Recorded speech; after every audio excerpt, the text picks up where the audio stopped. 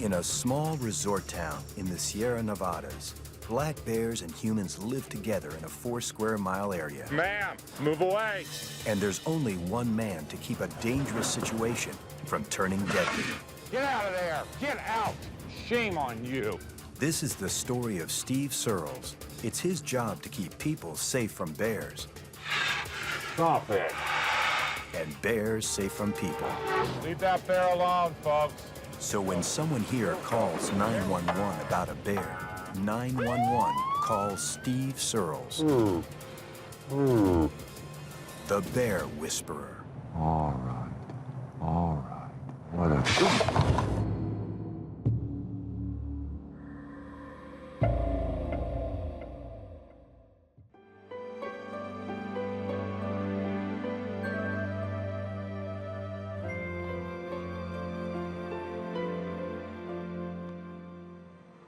Hi. It's all right.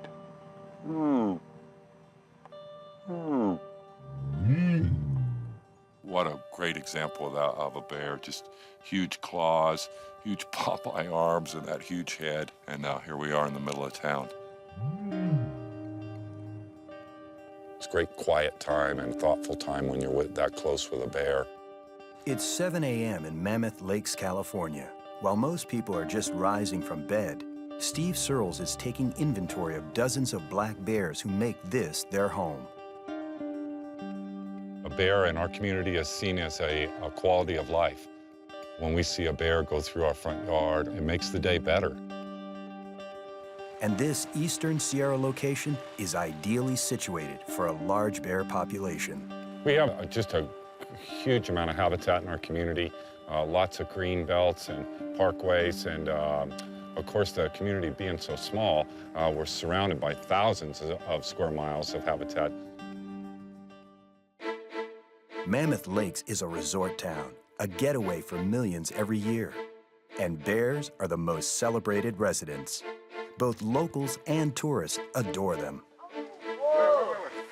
Wow, you don't see this every day. A bear was eating off of a bush, and so we got to get up really close to it. Up here on the lake, we've actually experienced the bears coming down in the water and bathing and just kind of splashing around. It's spectacular. I never got this close to a bear. What people forget is that these creatures can be dangerous. Adult males can be 7 feet tall, weigh up to 800 pounds, run 35 miles per hour, and kill someone with a single swipe of their razor-sharp claws. It's going out. He's coming. Could a black bear be dangerous? Absolutely. By his own will, he could strike out and hurt someone, or it could be an accident where you have him confined in an area and he knocks you over trying to get away. But for more than a decade, not a single person has been hurt by a bear in Mammoth Lakes. Steve Sirles plans to keep it that way. He's a self-taught black bear expert the town has come to rely on to keep bears and people safe. Good morning.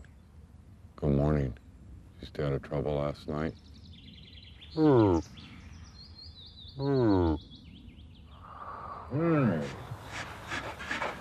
hear you talking. Oh, wow. Chomping, blowing. These are all just him asking me, gosh, can you leave me alone? I want to get some sleep.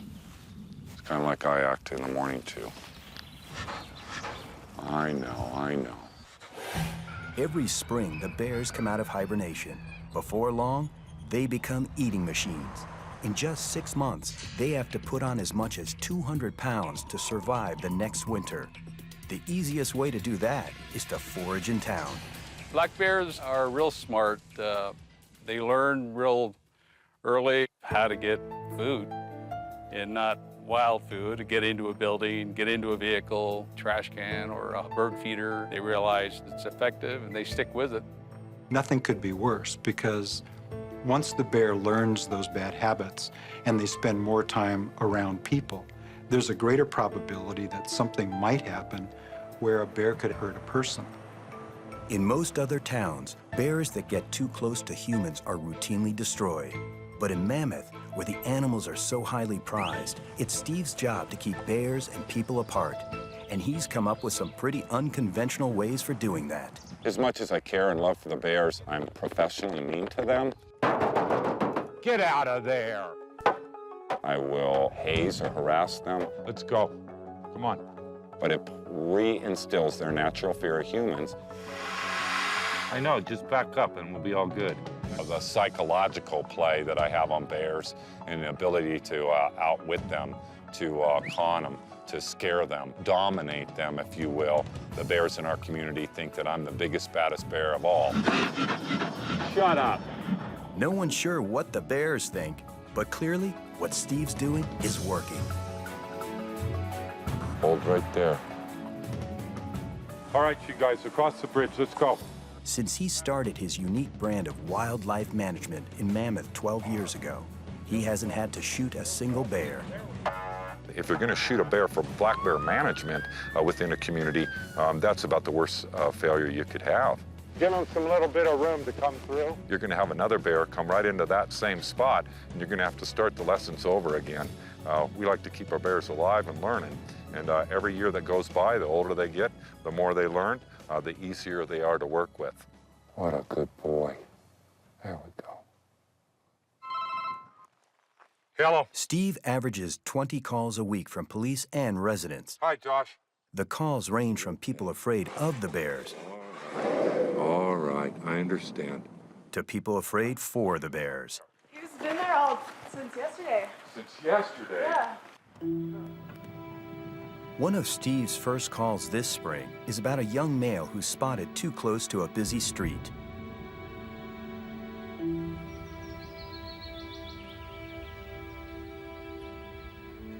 What are you doing here? You are way too close to town. What are you doing? No. None of that. Bluff charging is just the same as our communication. We just misinterpret what we're hearing. And the bear's saying, you know, if you could just give me some space, I'd really appreciate it. You're making me feel anxious. You're okay. You're okay. All right. All right.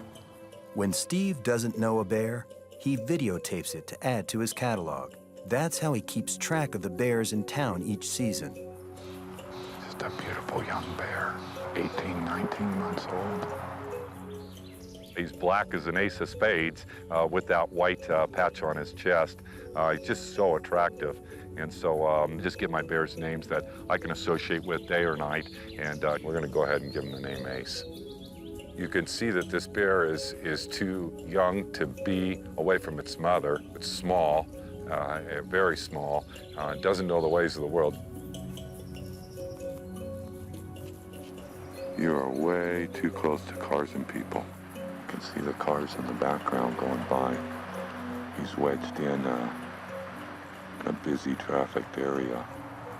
Just doesn't have the common sense yet to stay out of predicaments like this.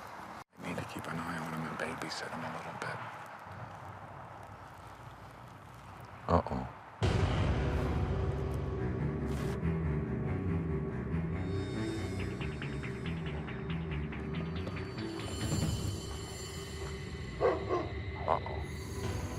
This is not good. Go back. Son of a...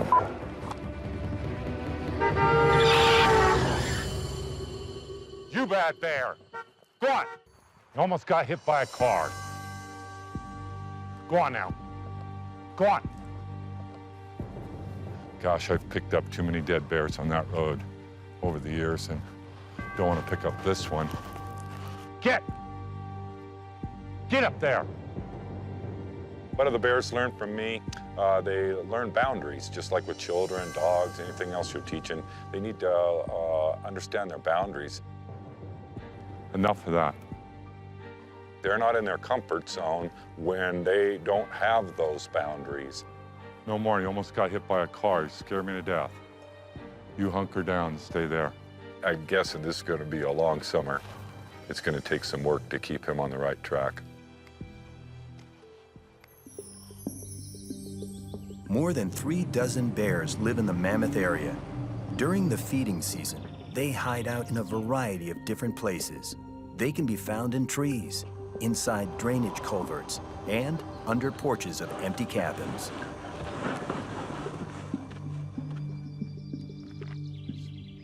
As Steve takes his daily inventory, he not only checks out which bears are in town, but he also monitors their condition. He finds a familiar one he calls Ugly Bear, hiding in a drainage culvert beneath a golf course. I was worried about you. How come you didn't come out last night? Are you hurt? He's a male. We call him Ugly Bear. Big adult bear. I'm about 7 feet from him. Oh. All right, I understand. Dude, I gotta check you out. If you're not in good health, that's bad. It's not like you to not be out. Did you eat something bad? Have you been shot? What's up with you? Your face is just tough to look at, but oh dear. Come on, let's stand up. Can you stand up for me? I'll see you. I don't see any blood or anything. You still look sick, dude. All right. Can you walk? Can you walk?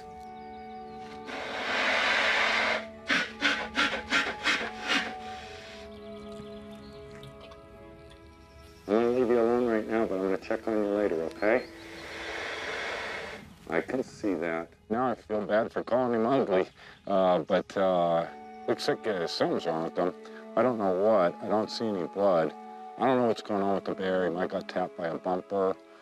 Could have gotten into bad food. I don't want to push him too hard. I'm going to give him the rest of the afternoon to just sleep.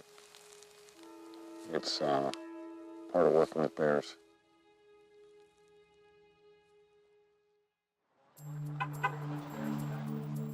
You want a sticker? Here you go. Thank you for saying thank you. Steve's work with bears has made him somewhat of a local celebrity. We know he takes very good care of the bears, and it's been amazing to talk to him because he seems to know each and every bear, which is very unusual. Was he bigger than me or littler than me?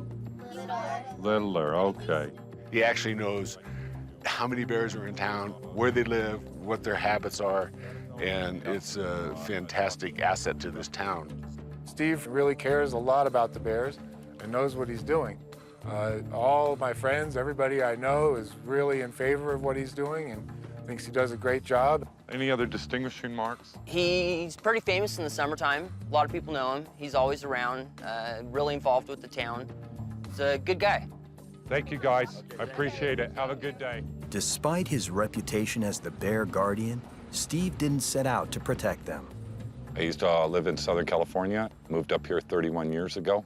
Didn't know where it was looking for a better lifestyle and bought a map, started driving, and moved to Mammoth and just never left.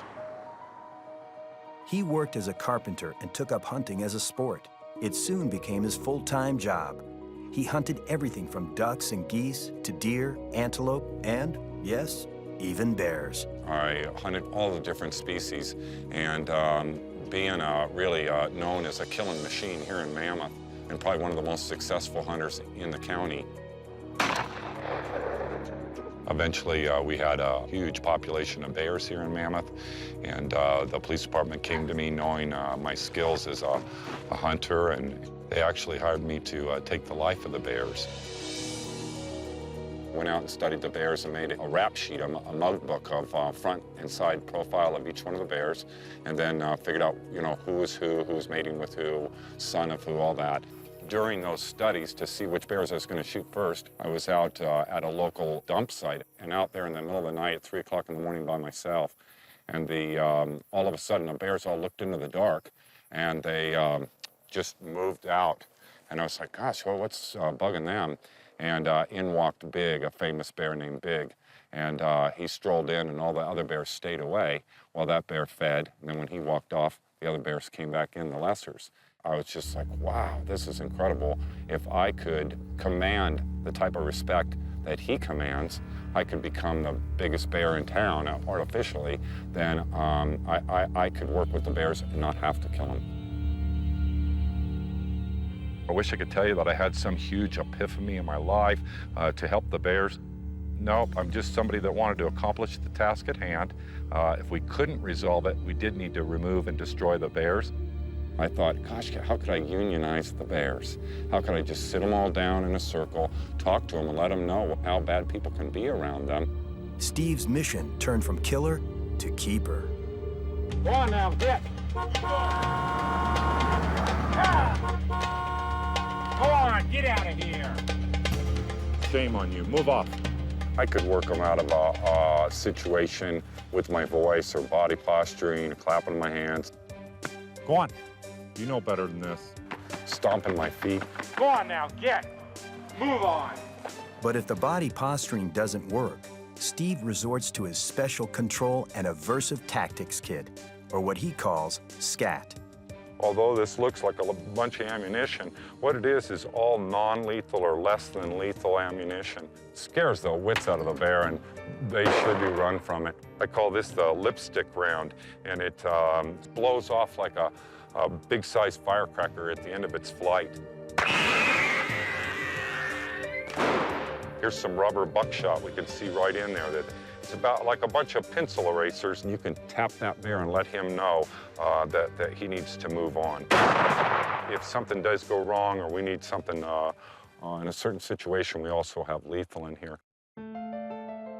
But none of these bears have been hurt this year or any other year. I wouldn't tolerate it. Go on, get out of here. We go to great lengths to make sure that a bear is never hurt when we work with the bear. That's not going to help him learn.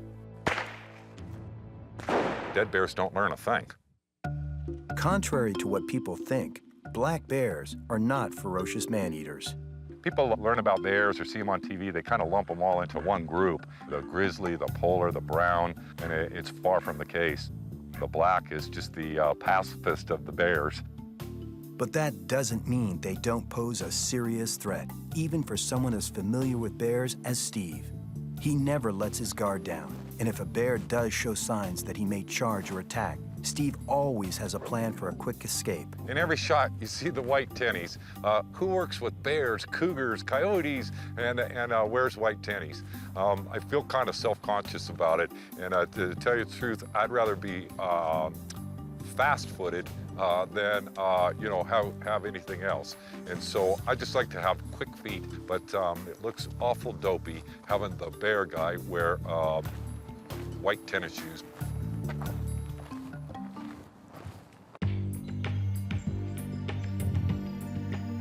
By early summer, the bears are in a virtual feeding frenzy. The larger ones have laid claim to the center of town, where they have the easiest access to food. But that can often put them dangerously close to people. 101, Wildlife 1, I'm en route to a citizen's complaint on a bear sleeping at an apartment complex.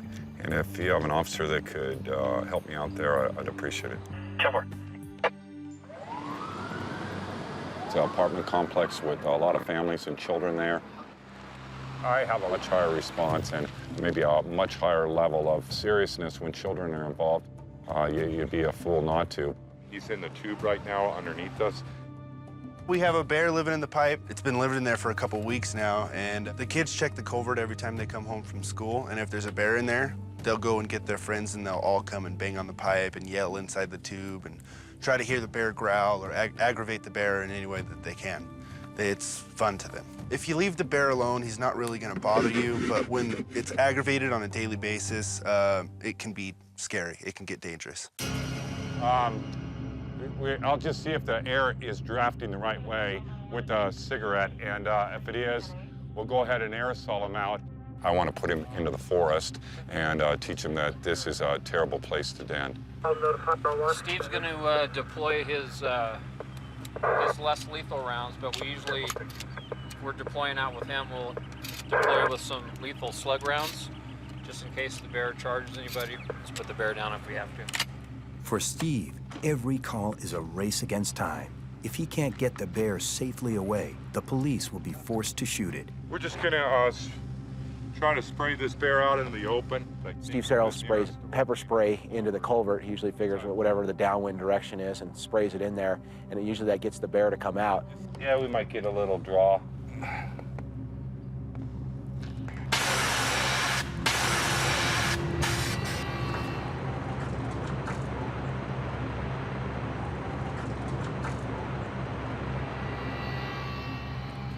You'll be able to hear his feet on the metal bottom, clink, clink, clink, clink.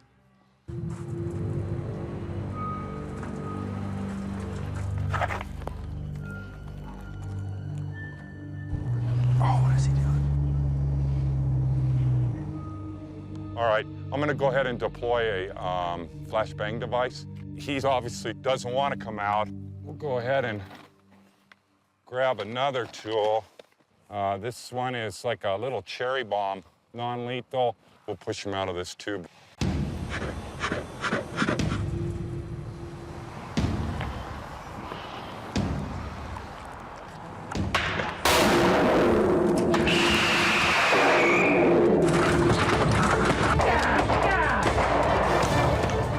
Check it out, there he is. That got him out right away. Let's go do the follow-up right now. It's a mental game. Wow, his voice is touching me from a distance. They don't know what a rubber slug is or rubber buckshot. They have no idea. They sting you, make your eyes water, but they're developed not to split the skin or cause injury. Appreciate your support. Thank you, sir. Been working the territory here? Yeah. I've been here, 12 years now. And Steve, got into this stuff years ago and kind of educated the community and the police department. It's pretty much his program, but we've adopted it, and he's now working under the umbrella for the town. So, seems to be doing well.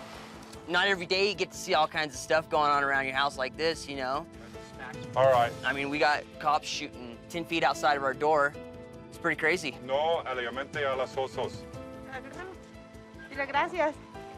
All right. Bye-bye. Bye. Dollars for donuts. The bear won't be there tomorrow, that's for sure. It's a great call. Nobody got hurt or injured. The bear's going to have a lot better day. The police officers are feeling good. I'm feeling good. That's the way you want every call to turn out.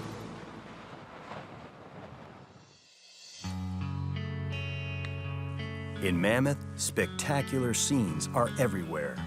Wait till you see this cub. One of the most heartwarming sights is mother bears, known as sows, with their cubs. It's a beautiful little cub. Do you see him?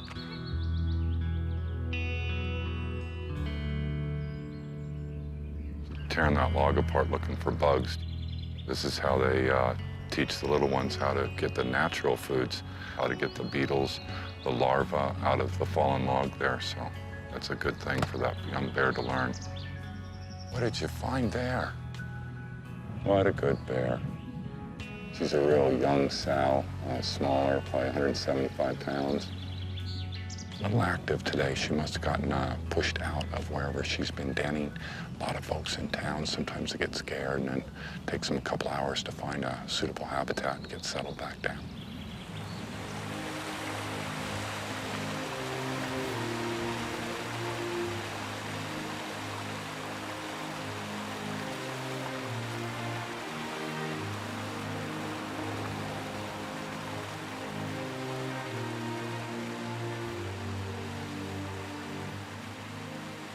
All good so far, and this is what I stand for, this is what I fight for.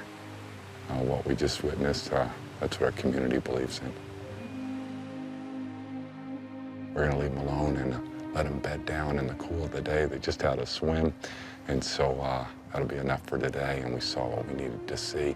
Good, healthy bears doing the right thing.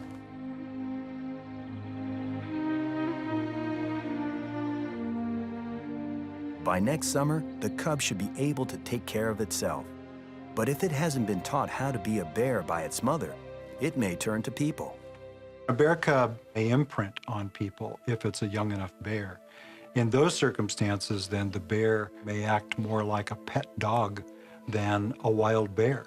It's a very dangerous situation, and it's also very unfortunate because you've taken the wild out of the bear. A bear cub that loses its fear of people can accidentally hurt people. En route to 64 Holiday Way on a report of a bear in a house. Hello. Steve gets a call about a bear breaking into a house where a young woman is home alone. How are you? All right, I'm on my way.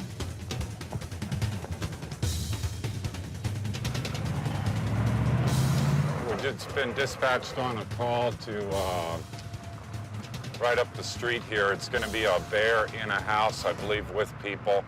The description we have, it was all black, 120, 30 pounds, with a white blaze on the throat and neck.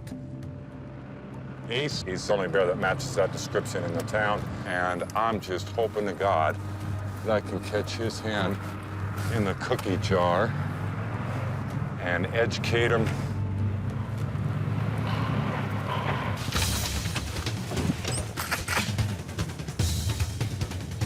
Hey.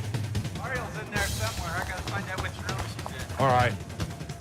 I just arrived on scene. Of course, I don't know if it's still in there. Is it okay to go in? Sure, we can just go in together. Is your daughter in the house? Yeah. Ariel! Wait, you're in the back room? Kitchen's that way. Stay right there with your daughter if you would. Ariel? 101, Wildlife 1, I'm in the house, and we're clearing the house right now. Yeah, point of entry right here. 10-4, we're on the back deck, and the kitchen's clear, but let's go ahead and check the whole house first.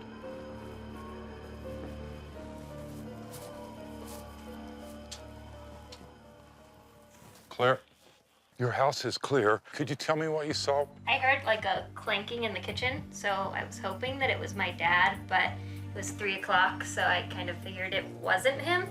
So I came out through here, and then I came out through this door, and I was scared, so I just I said my dad's name. I said Dad, and looked around the corner, and I saw the bear pop its head out just right the corner of the kitchen there.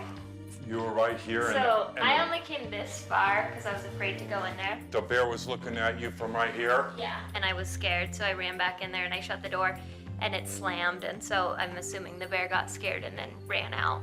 Could we take a look where the bear made access into the house? Yeah, sure. I knew as soon as I saw this, it was a pretty small bear that made access to the house. That window was right next to the kitchen. There's food there, and Ace, being a smart little fella, figured out he can punch that screen out and squeeze through that small window and go inside. When the girl saw him and he saw the girl, they both became very frightened and they both ran in opposite directions. A young bear is still a potentially dangerous bear, especially one bold enough to enter a house in daylight. Ace has caught the attention of the police, and if Steve can't keep him away from people, he'll be shot. The house is cleared, but we're going to patrol the area right now and see if we can find this bear. Did you see a bear? No, I saw him on the other street. I saw him Minutes ago? by Gomez's. All right. Our little buddy Ace is completely blowing it. This goes on, people will call for, the destruction of the bear. Did he go right through here, sir? Yeah, he's around the corner.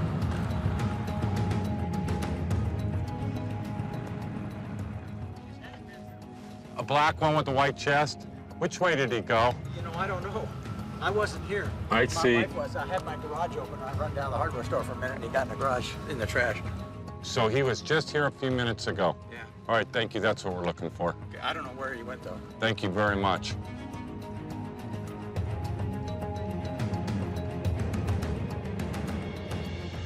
I would really like to find him right now. Now some time has passed. We certainly can't spank him for what he did a half hour ago. He won't connect it in his mind. And so we're going to patrol a little bit more in the area before we call it off. Hello. Oh, there you go. I'll follow you in. Steve gets word that Ace has gotten into the same home he was in earlier today.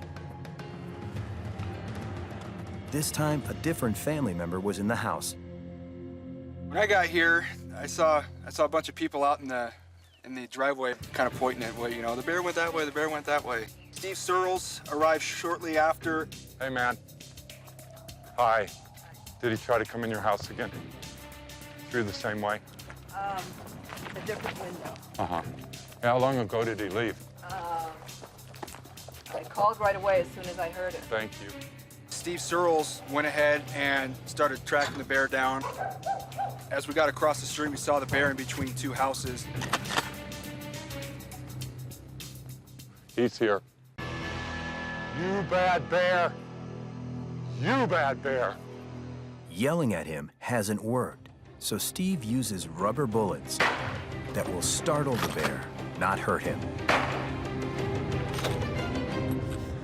It's a psychological game that you're seeing with me and the bear. Everywhere he goes, people are, oh, look at the bear, look at the bear. If everybody said, get the hell out of here, we'd be good to go. But everywhere he goes, people coddle him and treat him nice. He's nice to them and so on and so forth. And busting into a house, you're crossing my line, you know? It's a common occurrence. You know, I mean, the bears live here. The bears were here before we were. You know, we just got to be careful with the way that we treat them because we don't want this kind of thing to happen. They are wild animals. That rubber ball met its mark, and hopefully we'll put a stop to this tonight. Yes, ma'am, we just shot him with a rubber ball, and twice. It's non-lethal, it just looks lethal. Is it a little one, a baby one? It is just a real young bear. He's 17 months old, 18 months old, and he's just as dumb as they come. We'll work with him some more this year, and I have high hopes that we can turn him around.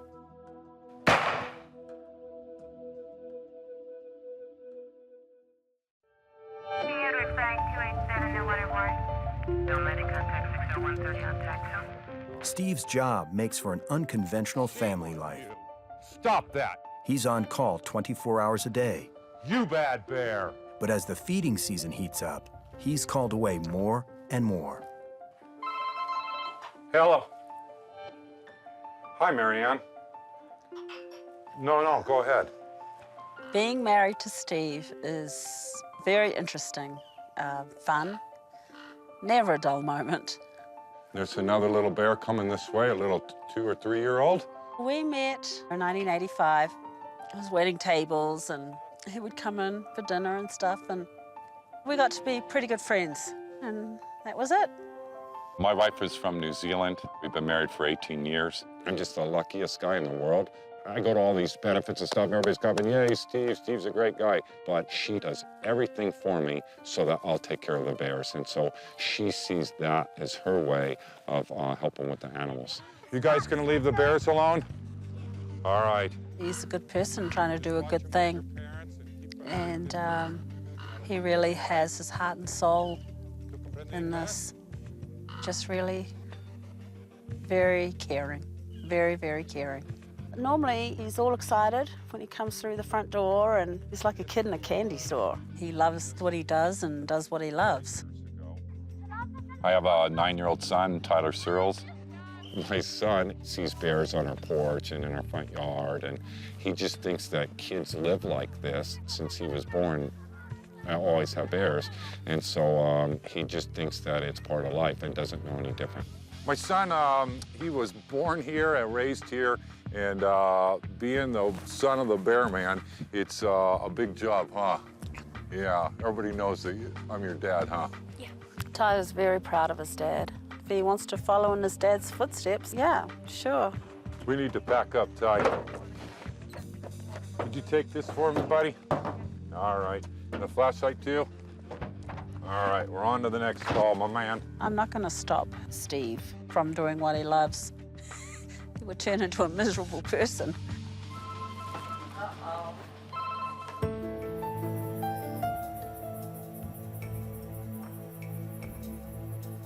A friend of mine was out for a moonlight ride with a buddy, and he came upon a bear trapped in a dumpster, and called my house and asked if we could come up and see if we could help out.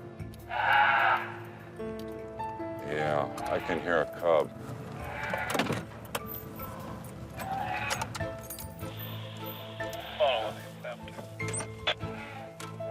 There's a cub inside here, and Mama and another cub are over here in this area. It's the threesome. Hey, how cranky is she? I stood up, I went over here, she started going, That's She good. gave me a little charge. I gave her some room. And so we just been waiting for you to show up. With these metal sides, it's a perfect bear trap. The bigger bears, they can pull their way out, but it's a real bad thing for young bears. Hello, hello, you're okay. You can see that she's a little bit stressed and she's protecting that one cub and she's gonna stay around till this one gets out. As the minutes pass, the cub's cries grow more frantic and the mother more agitated. Just back up a little bit and let me grab this ladder.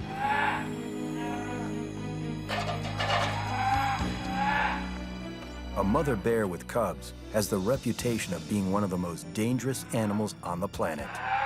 Hello, good girl. Where are you? Where are you? Good girl. There you go. There you go. Let's go. That's all right. Go on.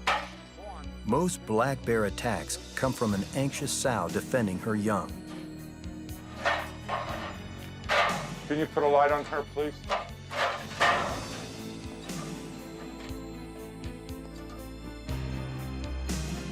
Oh, look at you. Look at you. What are you doing? What are you doing? No, you stay back. You stay back. All right, I see what's going on. This cub's gonna come squirting out of here quick. All right, back off, back off, back off. All right, the bear's got the ladder. Ready? Here we go, here we go. Okay, Mom. I would. Don't put it out, Mom. You're okay.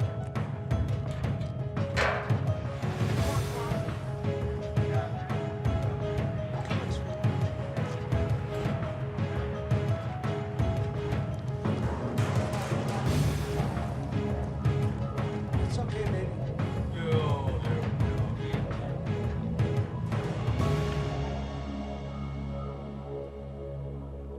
That's how you want to see every call go. I've seen a lot of cubs locked in dumpsters. This scene was just a little bit different with an extra cub, and the sow was getting pretty anxious right there towards the end. But as I started putting the ladder down in there, the bear started pulling on it to come on out. So he wanted out in the worst way, and through a little help from a friend, it all turned out good.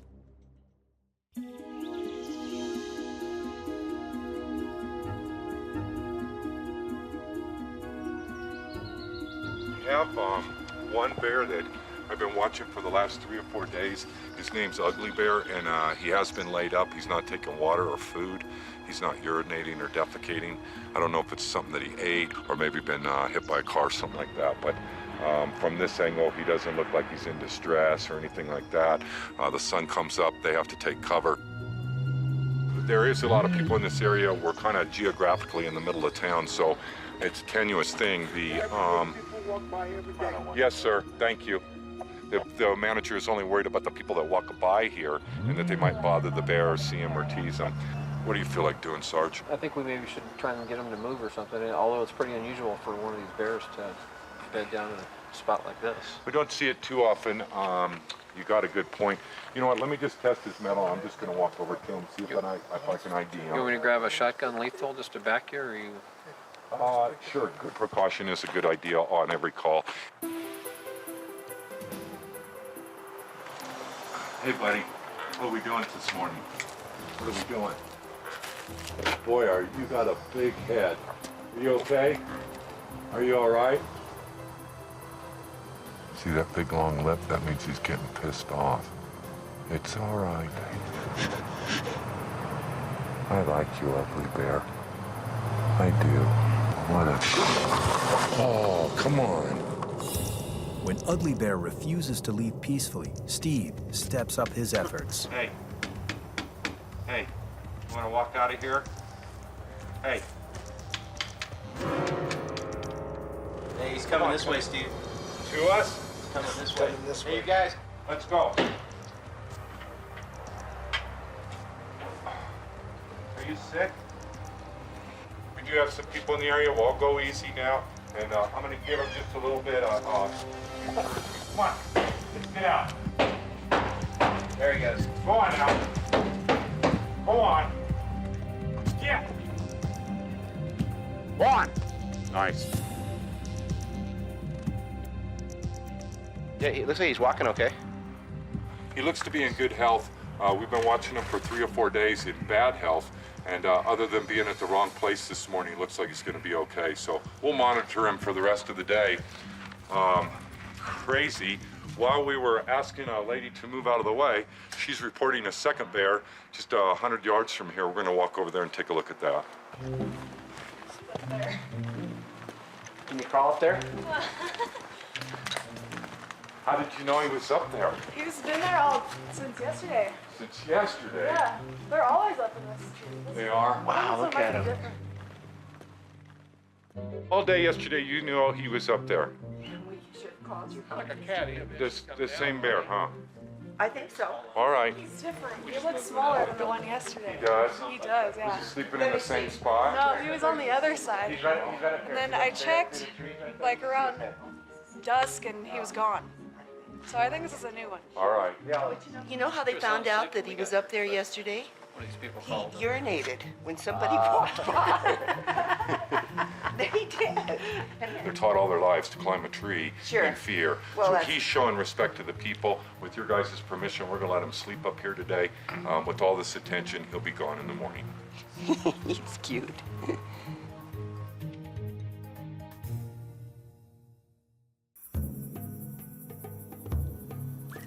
By midsummer, Steve has responded to dozens of bear calls, but many of his most troublesome incidents involve young bears.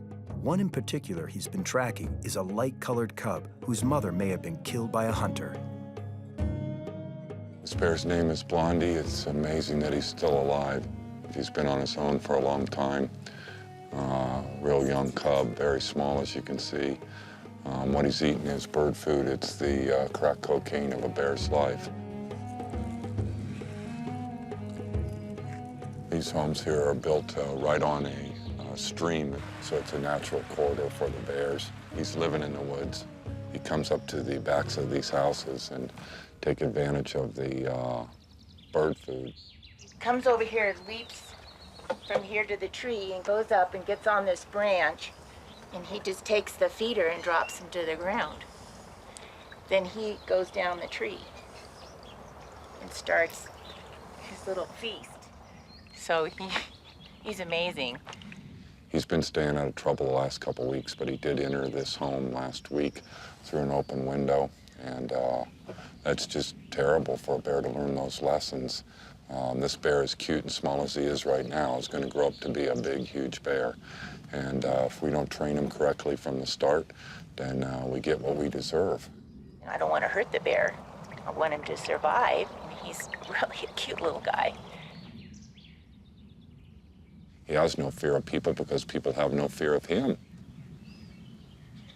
He's standing here looking at me while he's eating. If a bear is eating in front of people, and he becomes conditioned to that, which this bear is conditioned to it, technically I'm part of the problem. By the bear observing me, observing him, it could be that I helped condition the bear that people are loving, they're gentle, they're kind. This is a struggle I go through every day. It's still a challenge, you know, whether to just lay into him or to lay off. But this time I think we're going to lay into him. Steve will use pepper spray. The effects only last 10 to 15 minutes, but hopefully the memory will last much longer. What are you doing, bud? This is going to get you in a bad way. What should we do about it? Huh? What should we do about it? It's you and I. What should we do about it? I'm glad you're alive.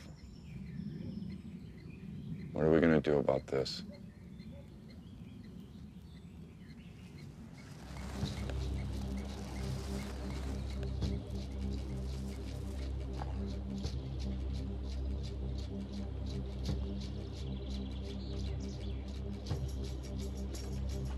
What's this? What is this? What is this? Yeah. I'm sorry, buddy. But you're on good, huh? Very on good.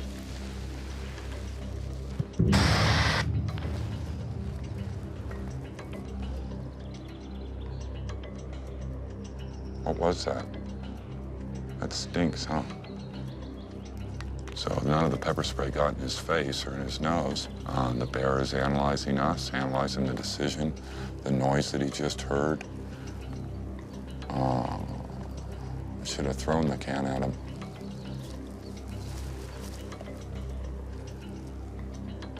Here he comes, thinking about it again.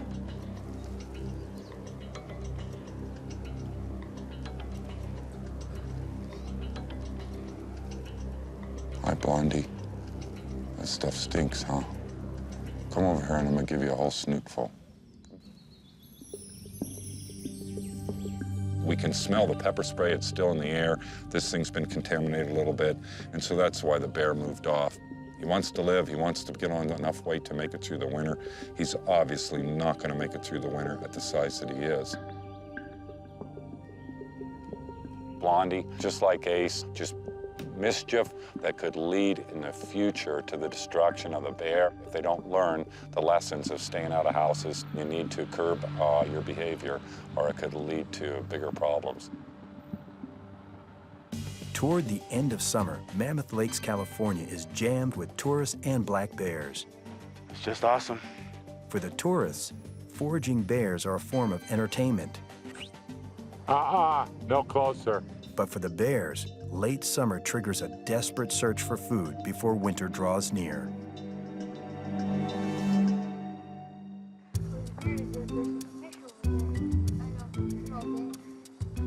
Friends of mine were up to the lake's base and got to see the sow cub. It's predictable this time of year. They can't tolerate being near those big males, and so they bug out and go up to the lakes. At the beginning of the season, this sow was teaching her cub to look for natural foods. But in survival mode, the bears become bolder.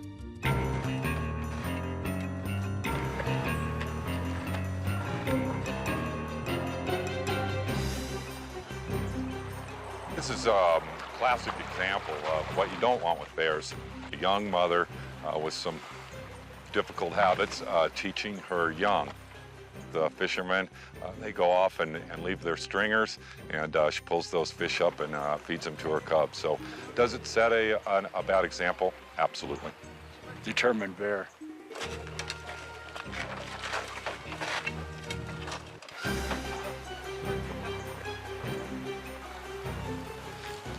Oh yeah, I had one almost 2-pounder. The bears got it. Get a good meal. I think she's eating it right now. This is what they do. They want their breakfast. They come around lunchtime. They don't bug the people. They just want our fish. For them to get those occasional fish along the shoreline, they're taking out the ones that are dead or dying. And making it part of their diet is not a bad thing at all. I think it's appropriate. But stealing stringers, boy, if that goes on every day, it can lead to problems.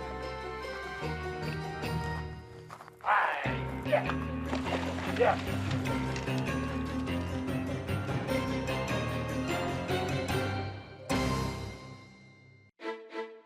Hungry bears can be wildly unpredictable.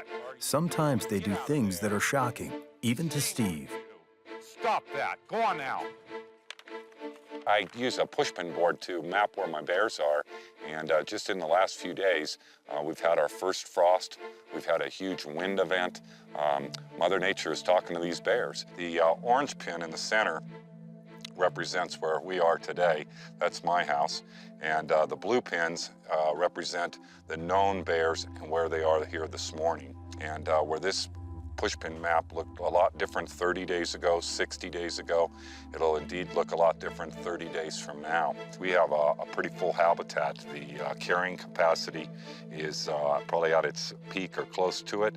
And the social capacity, how people feel about the bears and a little bit of mischief they get into, that's being challenged as well. Is there potential for a problem? Certainly.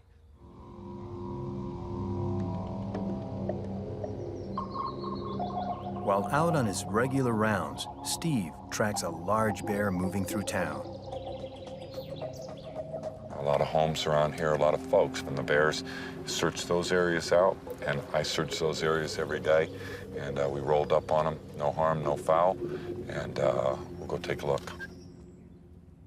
The bear heads towards a culvert, then suddenly takes a dangerous detour towards a nearby house.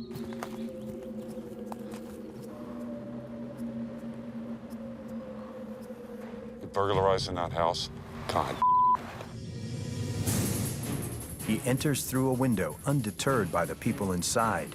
Can you come out of the house, please? There's a baby in here, I can't. All right, where's the baby? In bed, asleep. Scaring me. There's a baby right here. A wild bear who feels cornered in a confined space like a house may react out of fear. Get out of here! Get out of here! And the outcome could be deadly. You bad bear, get out of here! Steve drives the bear out the same way it came in.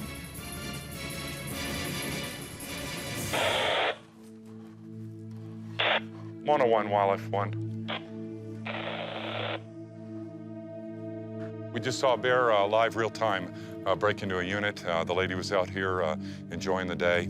Asked her for people that are in the house.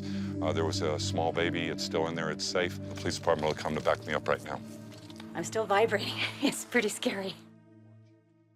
By the time an officer arrives, the bear is long gone. Well, hello. Hello, sweetie. Hi there, how are you? Hello. You gotta thank this man. You saw the bear, huh? Thank God I didn't see him. Scared me enough. Yeah. Disaster narrowly averted.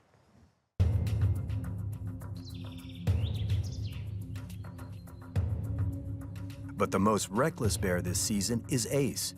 He's almost been run over by a car, broken into the same home twice, and been shot with a rubber bullet after stealing a bird feeder. And Steve has gotten another call that the little bear is at it again.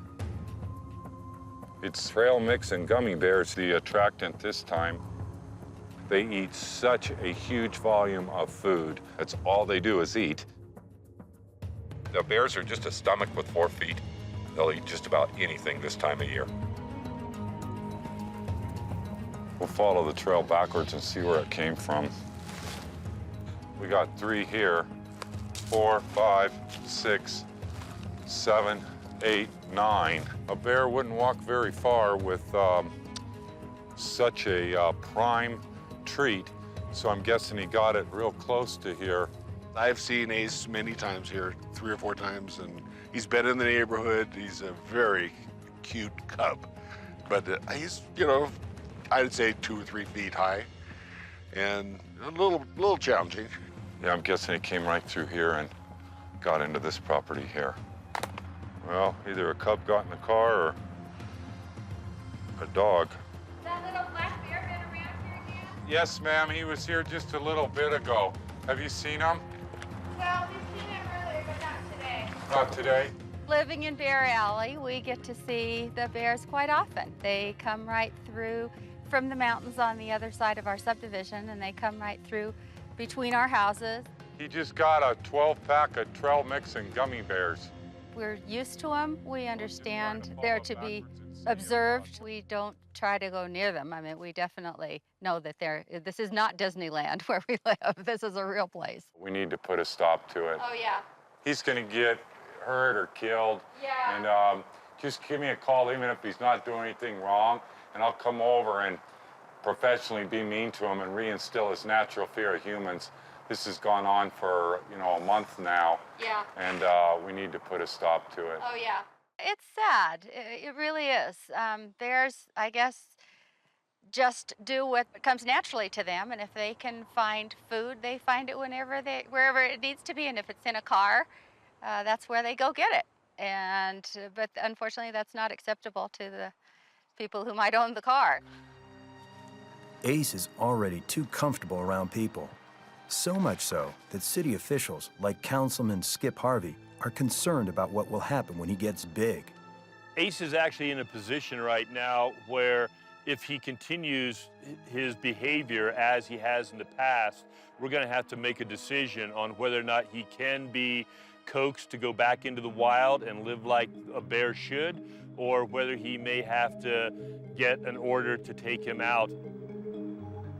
With mounting pressure on Steve to get Ace under control, he follows the gummy bear trail, hoping to find him. There he is. I just want to catch him and kick his ass again and see if we can improve his attitude around people. Let's go up there.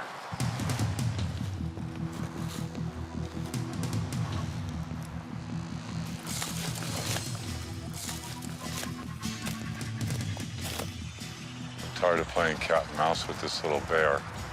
Next time I catch him, I want to light him up.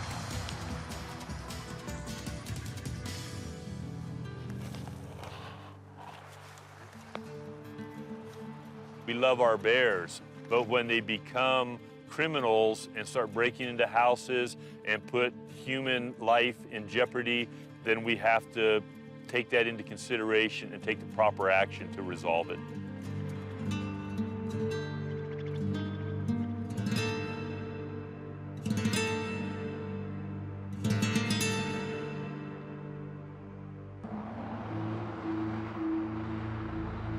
Ace isn't the only young bear getting into trouble. Blondie's at it again, too. Okay, thank you, and we'll be en route. He's back stealing food from the same house where Steve caught him just a few weeks ago. And I don't know how he got up. Yes, ma'am. Is he up there now? He's laying on the deck.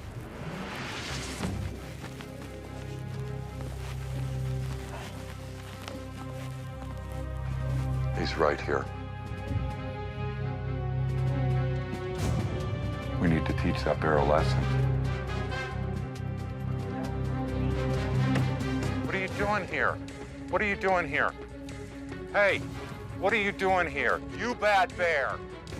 You bad bear. No more. Go on, go home. Go home. Get out of here. You bad bear.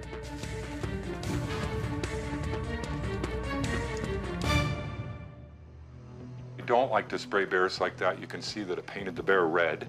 Not only that, but the sound of the is super unnatural. Pepper spray is affecting his ability to smell, to see, and taste. I couldn't take him to a closer point of doom and disaster and potential death in his mind. All of the things that he relies on for life have been shut down right now. And that's part of my job is cruel to be kind, to educate that bear that this has got to stop. That's why I sprayed him point blank in the face. I think that the very best thing is what we did. Teach that bear a lesson. Stay away from people. They will entrap you. They will run you over with cars. They will be kind and cutesy with you and then call the police or call the Department of Fish and Game. So I'm always reluctant to use that much pepper spray on a bear. I know how bad it hurts them for 12, 15 minutes. But I think that in hindsight and looking at all the information that we have, it was the very best thing I could have done. We'll take a look at the steps that these people have taken to alleviate the problem. The tree here that makes access to the second-story deck has been wrapped with sheet metal to stop the bear from climbing the tree that makes access. The second thing that happened is the bears were using these rods that are structural to the deck. They were using it as a ladder system to get up on the deck. The homeowners have gone to even greater length and yesterday installed wraps, metal aluminum wraps on all these posts so that the bear can't get traction on the posts. These folks spent, a lot of money to make their deck bear-proof, and yet they had the bear on their deck for a second time. You can see his paw prints right there. He pulled himself up. That's easy to do with his body weight. And got up here like this. Then he did a power move. He grabbed right here, his back foot. That's a back foot print right here. He put his foot right here, his other hand right here, put his other hand up here, pulled himself up like I'm doing. I'm not quite as agile as a black bear. We can see his handprints right here. Then he did a one-hand muscle right here, pulled himself up and gained access to the deck. Here's Blondie's hair.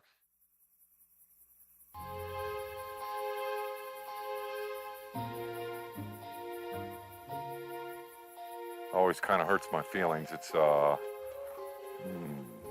double-edged sword. You know, loving bears is to reprimand them, and to reprimand a beautiful little bear like that, it doesn't bring me any pleasure. It's not a fun thing, but certainly proved the point, and I'd bet my bottom dollar the bear won't be back anytime soon. We taught the young bear a lesson, Blondie, that you won't soon forget. We got a fire over here in Sherwin Lake. Scarecrafts are coming in on it. The worst thing that we could have happen in our community right now is a forest fire. After a long, hot summer, the Sierras are a powder keg of dry vegetation. Forest fires are frequent and frightening. Probably the two #1 things that Mammoth cares most about is the wildlife and fire. Today we have both. We have a couple 100 acres burning just a mile east of town of prime wildlife habitat and bear habitat. We can hear the planes overhead, and they're taking an all-out aerial assault on it today, and hopefully it's going to get this thing under control. Forest fires drive wildlife out of the wilderness and into populated areas. We just got a thing on my voicemail that a bear was hit this morning on Highway 203. It's deceased, and we'll go, the road department has picked it up and put it out, and we're gonna go down and see if we can measure it up and identify which bear was hit this morning by a car.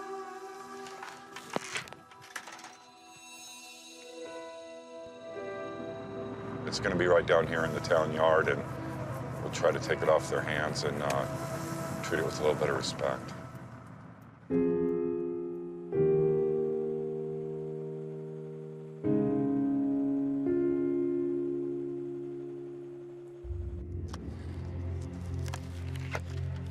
It doesn't turn out to be a local bear, but even the death of an unfamiliar one is painful.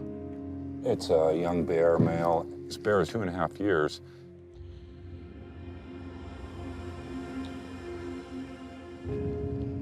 Out in traffic, and paid with his life this time. And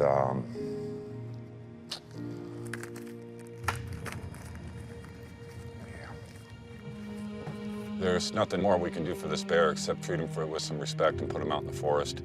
And we'll go ahead and take possession of the bear at this time.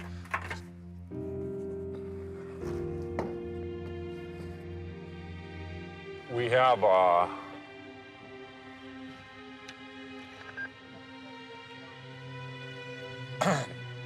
at the landfill, we have a pit for dogs and cats. I don't like it. I don't like the wild bears going in there or any wild animals. And so I put them out in the forest and do it my way. And we'll say a prayer, put this guy out, let him return to the soil.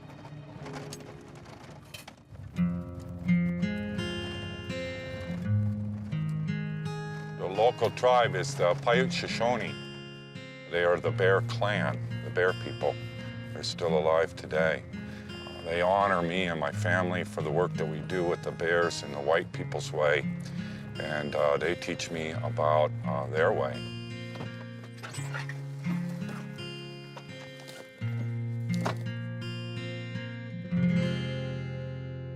This is sweet sage. This is called a smudge stick. The Paiute people believe that that the bear takes our prayers. We pray to the bear, and he's here to help us out. And they believe that the bear, we pray to the bear spirit, and that the bear takes the message up to the top of the mountain to the Creator with the smoke, and to your God, whatever God you pray to. And that the eagle takes the message from the bear and takes it up to the heavens.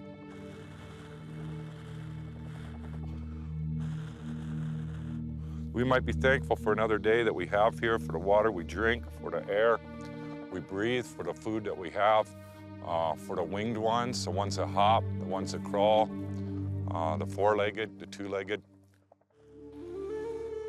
A smudge stick, it's to clean us up a little bit. We'll just smudge him off. Last thing he's seen was a car. And we just try to make it in a good way and that this bear could go on and go back to the earth. We have a beautiful spot for him with his home in the back. And we'll put him up on this little ridge here.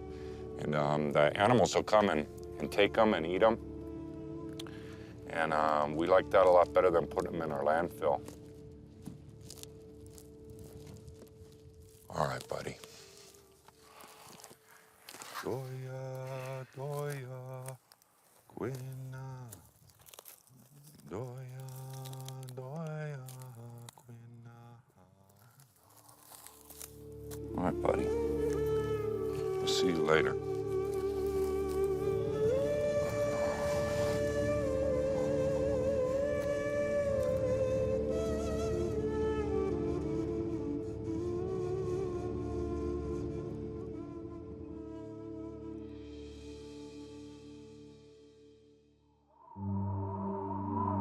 The end of summer marks a new phase in the feeding season. For Steve, it's the craziest time of the year. What in the world? It's what he calls the fall shuffle. Get out of there. Come on, let's go.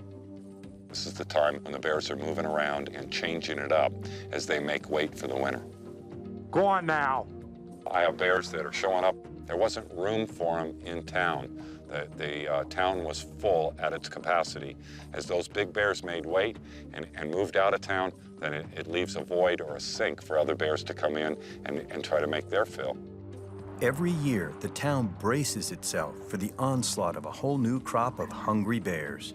I had incidents where people had food on the table and the bear actually went right through the window, and just because the food was there, they smelled it, they saw it, and that was a major concern. So we try to educate and say, look, you live in the mountains, beautiful area, but still, if you're cooking and the food or those pies on the table, just like Yogi the bear, they're gonna go after it and try to get it. All right, I'll be right there.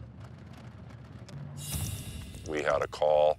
A sow that we've been tracking up at the Lakes Basin, and her little cub had come to town, and first thing they did was get into trouble. The baby cub got locked in a car. We rolled out there real quick, and it'd been in there for quite a while. Here we go. Come on, you're out of there. Come on, come on. Let's go this way. Do you have a beeper or something?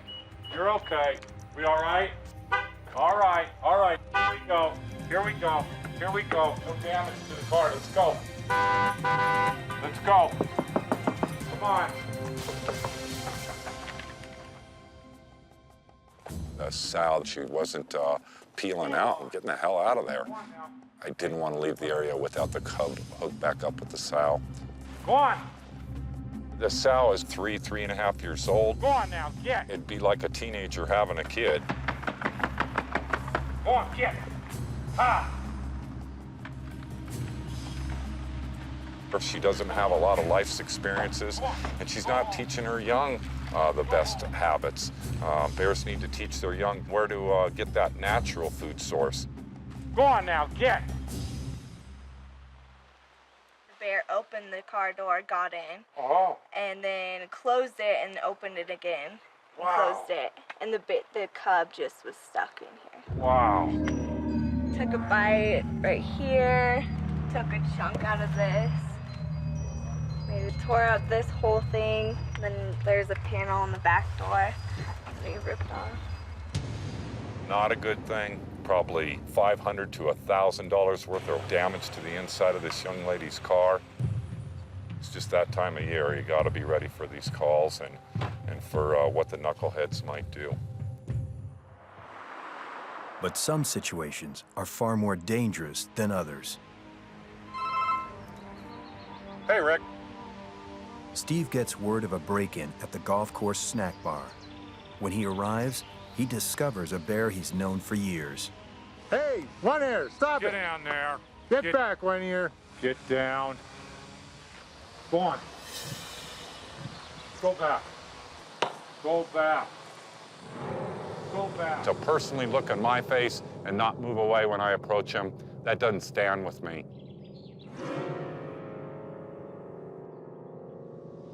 Go back. because it was almost like a face-off with the bear and Steve, and they were kind of going back and forth, and the bear just did not want to leave us alone and not want to leave the stack bar alone because of all the food. No. That one here. Get that. Go back now. To come in for unnatural food in the middle of the day, not remembering what a black bear is supposed to do, move away from people. He knows me, I know him. You need to move away as soon as I approached. Boy, this old bear and me go way back. Geez, it's gotta been 9 or 10 years ago when we first met One Ear, and I had some run-ins with them on the elementary school campus with children present. It was during recess, and our school is right next to the open forest. It really crossed my mind that if I was going to do bear work and be seen responsibly within the bear community, that the proper thing to do was shoot and kill One Ear just for being on the campus. He was a huge adult male with his ear bitten off from fighting. And there was about 200 kids present. It would have been horrible to destroy that bear in front of those little eyes. And I just getting going with the successes of the program. And we used non-lethal on the call. We had lethal back up there. We had myself and another officer went non-lethal. And we had a final officer close the road so we could put him out in the forest. The bear left that day and didn't return for 2 years. It's One Ear. Where have you been? I haven't seen you in years. It's One Ear. That's incredible. It's your first day home and you're in big-ass trouble. We tuned him up again. No, hey, none of that. None of that. Took about 60 seconds to reinstill his natural fear of humans. He left. No more. No more. Today, One Ear is showing no sign of leaving. He's backed into a culvert, creating a face-off with Steve. It's just not typical of being a bear acting like this.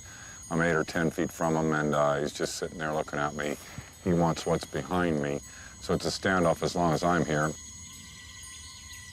Never seen anything so rude. No more. No more.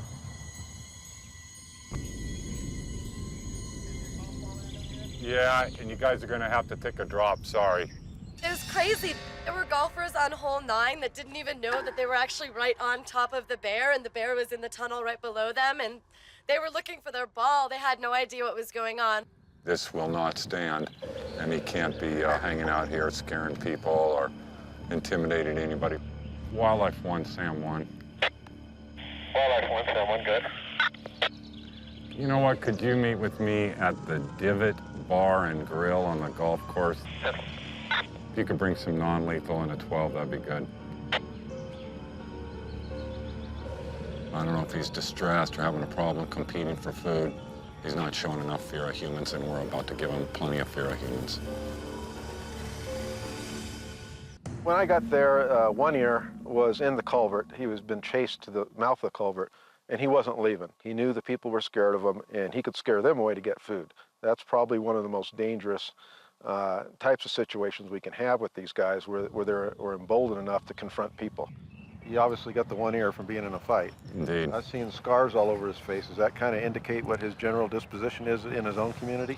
Not only that, but it might be an indicator. When he comes out of there, you'll see he's small in size for his age, and he might be on the downward swing of life, a bear that's being pushed out of his own habitat. He's obviously been in a lot of fights, had a lot of years on this earth. Our primary goal is to make them afraid of people.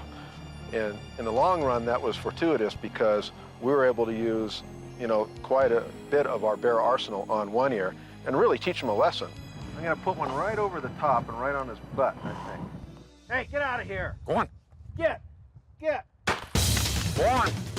The first shots are beanbag rounds.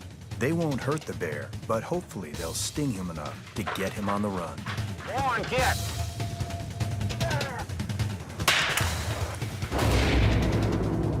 Steve follows up with a loud but harmless flashbang device.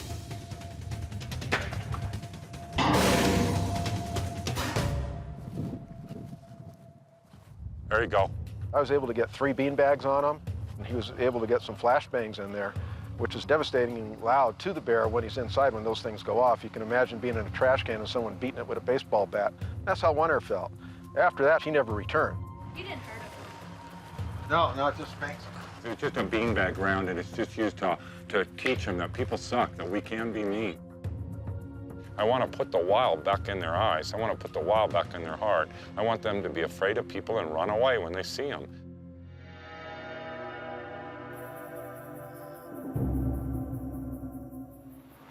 I rarely get to be with the bears in a no harm, no foul setting. It's always, you know, responding or tracking or doing this or doing that. And I'm tired. I got a bunch of brand new bears, none of the old push button bears that knew the ropes. When I get this tired, sometimes I'll go out and find a bear and just be with them and just try to re-energize them. Steve finds a familiar old bear under the porch of a vacant cabin. There's no need to drive him out since no people are present. Hello. Hello. I haven't seen this bear in 2 years. It's half nose. I didn't expect to see him here. This is a real shot in the arm and more than I had hoped for. Hi. His nostril's been bit off by an old bear I used to be friends with. That's a 6.5, 7 foot bear, and all right, all right. Well, you look good. You look good, pal. I'm proud of you. I can't believe you're still alive, buddy. A big, heavy bear like that is a trophy for hunters, and me not having eyes on with them for the last 3 years. You just have to assume that they either died by natural causes or were shot, you know, during the hunting season. Again, he's got to be 12 years old. Hi. Hello. Do you remember me? Can you smell me? You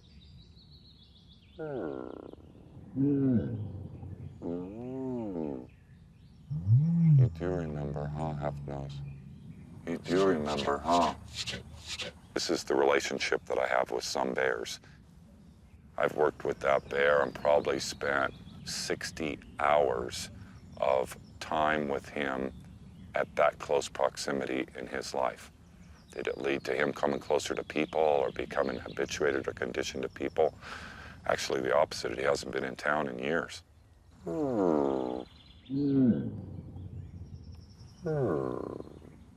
used to vocalize like this for hours. And what I was saying, I'm not sure. What he was saying, I'm not sure. But we used to enjoy a lot of time together. You do remember, huh? All right, all right. He just got home, and we don't want to push him out on under his deck in the middle of the day. We'll go ahead and leave him alone and check on him a little later, but great day for the bears. People say I love bears. I love my wife, I love my son, I love my community. Do I love bears? I sure love this one. Thank you. We'll see you later. Every time a bear is caught too close to humans, it runs the risk of being destroyed. One of this season's repeat offenders has been the young bear Ace. After disappearing for almost 2 months, he's back, bigger, bolder, and living on borrowed time. It appears Ace has gone in through an open sliding glass door, went in the kitchen and helped himself while the homeowner was working in the garage. The homeowner is a retired officer that I've worked with for years and years, and he ended up throwing a chaise lounge chair at him and running him off. Looks like the police department is going to issue a shoot order for this bear. It's a coin toss on which way this could go. Steve's got one more chance to force Ace to leave for good or watch him die. We'll see how the day plays out, but I'm gonna spend the next couple hours just canvassing this area where he's often at. If we have any luck at all, we could get a hold of this bear in the next few hours and see if we can convince him with non-lethal to leave the area and maybe change the outcome of what's about to happen.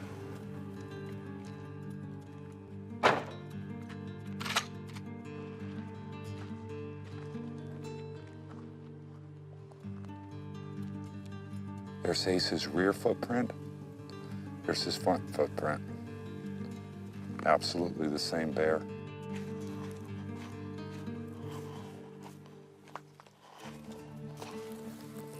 There's a fresh bear bed right there, and he could be hiding here during the day. We'll keep an eye on it.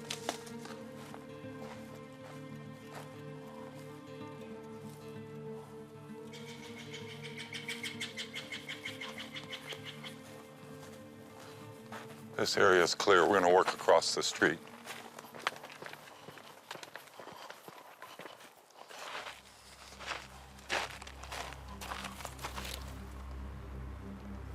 All right, we're clear.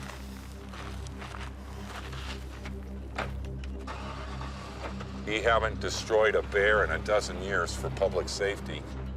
I'm really concerned. It'd be a real hard thing for my community. Hundreds of people have seen and interacted with this little bear. That's part of what got him into the jam he's in. And it's led to what looks like will be his death.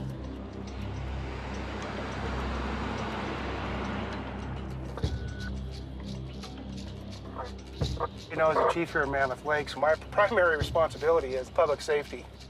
And when a bear habitually breaks into homes because that's where he's learned to forage for food, that bear becomes a public safety bear. And I'm not willing to compromise a human life to save a bear that habitually breaks into homes and has confrontation with humans.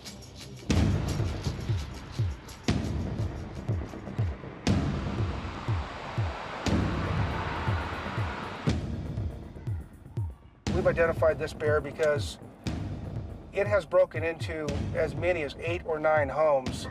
About half of those homes have been occupied. It's crawling through open doors, going through screened windows. And traditionally, once humans have confronted it, it leaves right where it came in at. But the fear is that a human being gets between that bear and his exit point, and that is when we're going to have a major problem with this bear.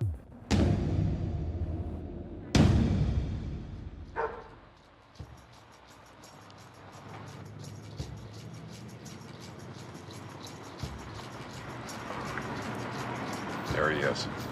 There he is right there.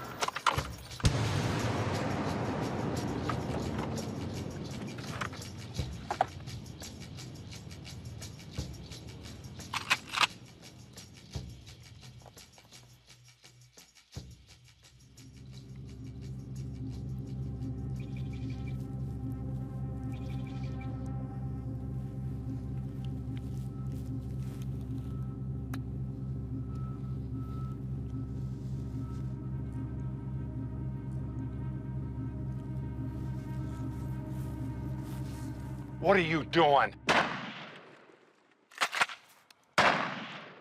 You bad bear! The rubber bullets sting, but won't penetrate the bear's hide. Let's go find him right now.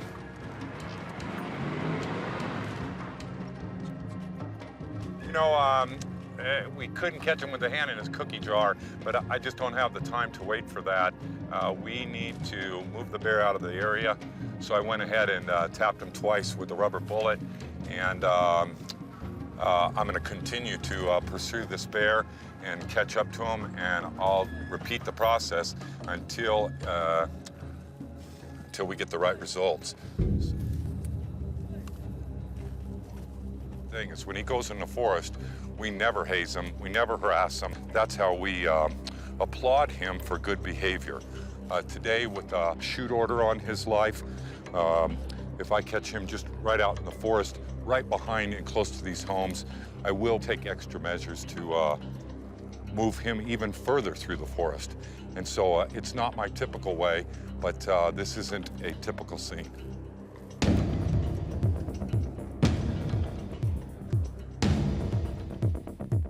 like to save his life, really.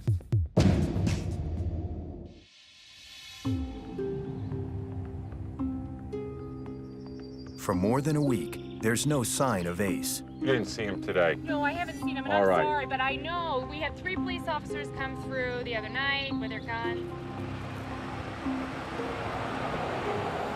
Did you see a bear go through here? All right. Then Steve gets word Ace has been spotted. He responds as fast as he can, still hoping to save the little bear's life by driving him out of town for good. I'm not mad at the bear. I'm not mad at myself. I'm not mad at the police. I'm not mad at my community. It's nobody's at fault. It's still an unpredictable thing and something that just doesn't come with exact answers. This is where we need Knob Hill. There he is, right here on your right.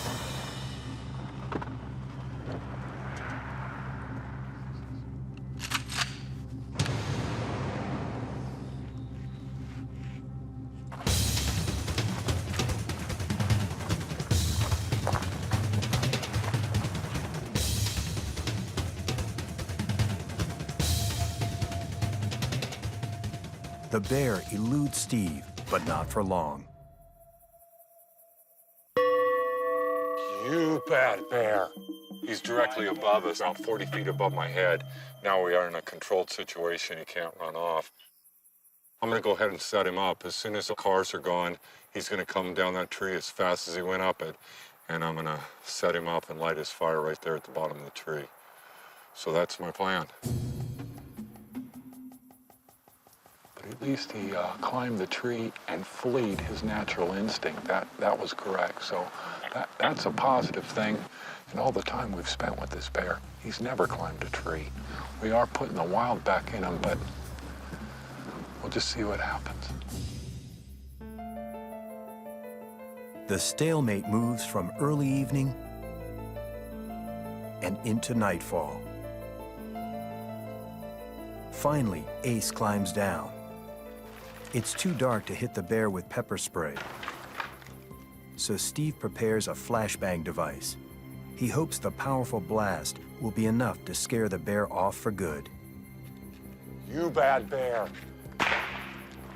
Go on, get out of here. You bad bear. Mono 1, Wildlife 1. Wildlife 1.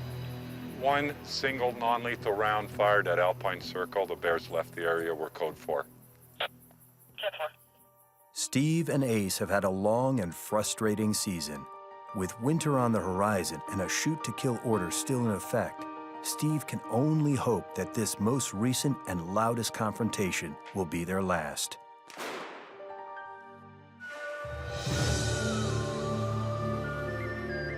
It's late fall, and the feeding season is almost over. The bears have put on enough weight to make it through the long winter hibernation. This is the end of the year. We just took this night. It's really cold out here, colder than it looks. And all the bears are scattering and going up on this cliff right here, and on this hill is just packed with bears. That's where their winter over. The first snow of the season is imminent, and the bears start to retreat to their dens. They're almost lethargic from the huge amount of food that they've consumed in such a short time. It's a part of the year that I always look forward to after all the work. I get just to spend hours and hours with them at close proximity. Hello. Hello. You are ready for winter. Some of the bears will spend the winter in town. Areas that were off limits during the summer, like under porches and in culverts, will become perfect dens once covered by snow. The bears will be safe from humans who don't even know they're there. They're buried under the snow. There's no light. They don't eat. They don't hydrate. They don't defecate or urinate for 6 months. The bears live off the fat they've put on during their summer feeding frenzy. Their heart rates drop dramatically, but they're not completely asleep. they can still respond to danger, and mothers can take care of their cubs. As far as sleeping, they just do it out of boredom. And so the bears preen every day in the den, clean their privates, re-fluff their nest, if you will, and then spend a big portion of the day sound asleep. But they're just killing time, waiting for the spring to come so they can restart their cycle. Steve won't see the bears for several months, so he takes time to visit their dens to say goodnight. It's sleepy time, huh? You look great, dude. I'm sorry for bugging you all the time, but you've taught us a lot this year.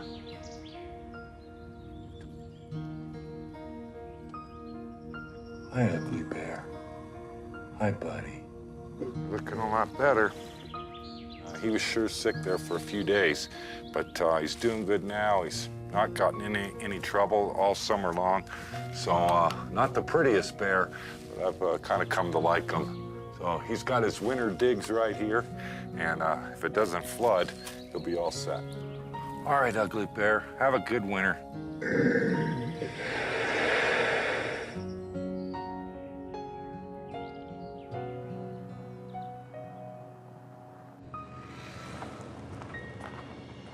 The last time Steve sees the sow and cub who caused so much trouble earlier in the season, they're headed away from town. That's a good bear. That's a good bear. And it looks like the wild bear One Ear is nowhere to be found and has retreated back into the mountains. There just can't be a better example than One Ear. It makes me smile because I've gone through this with him, 5 times over 10 years. Go on, get. Go on, get. I get close to killing him, and then we use non-lethal and catch him red-handed. Every single time, the same results. And within days, he leaves the area, and to this day, we haven't seen him again. As for Ace, the marauding youngster who faced a death sentence, Steve hasn't seen the little bear for almost a month, and that's good news. Ace, about 3 or 4 weeks ago, I wouldn't give you a nickel for him. It looked pretty grim for him. I thought that he was just incorrigible, but right now he's staying the heck out of trouble.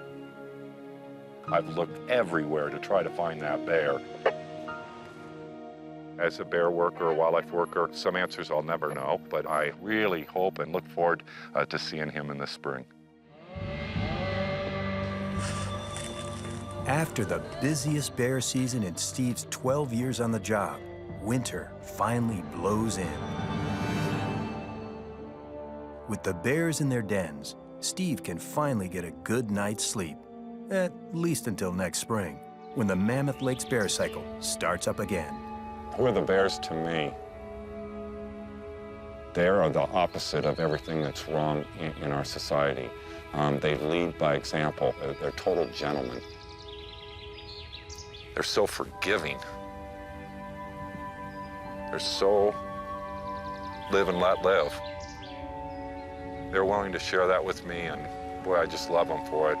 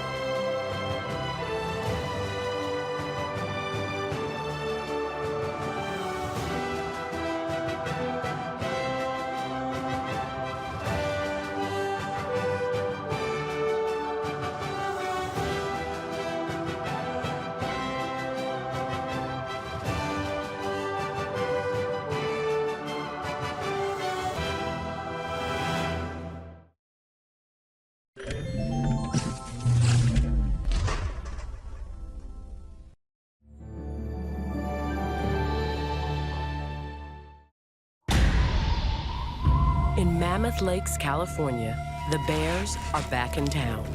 Boy, you're huge. They're not only huge, they're hungry. He's eating a ton of grass. With tourists flooding into the area as fast as the bears. We have probably several hundred people there right here. There's a bear there. Collisions are imminent. It's up to one man to keep bears and people safe from each other. Go, Matt, go. There's a golfer right there. Steve Sirles. One-on-one. Nobody knows the bears like he does. Okay. Get out of here! This season, a massive bear challenges Steve. Knock it off. Enough of that. Another leaves him shaken to the core. I got blood on my glasses. And for the first time, one wrong move puts Steve in a place he's never been. No!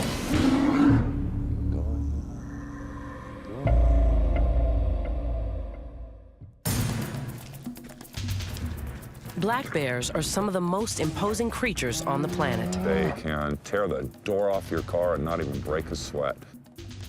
A big male can weigh 600 pounds and still outrun the fastest man on Earth. He could sprint probably 25 to 30 miles per hour. They can scale trees, swim great distances, and sniff out food 3 miles away. Black bears can smell through a cooler that's locked inside of a car that's parked inside of a garage. In Mammoth Lakes, it's easy for bears to find food. There's fish and lush vegetation. It's a wild bear paradise, with one exception. They must share the space with more than 1 million tourists a year. The potential for conflict is great. It's Steve Sirles' job to keep things in check. Get out of here! You bad bear, get!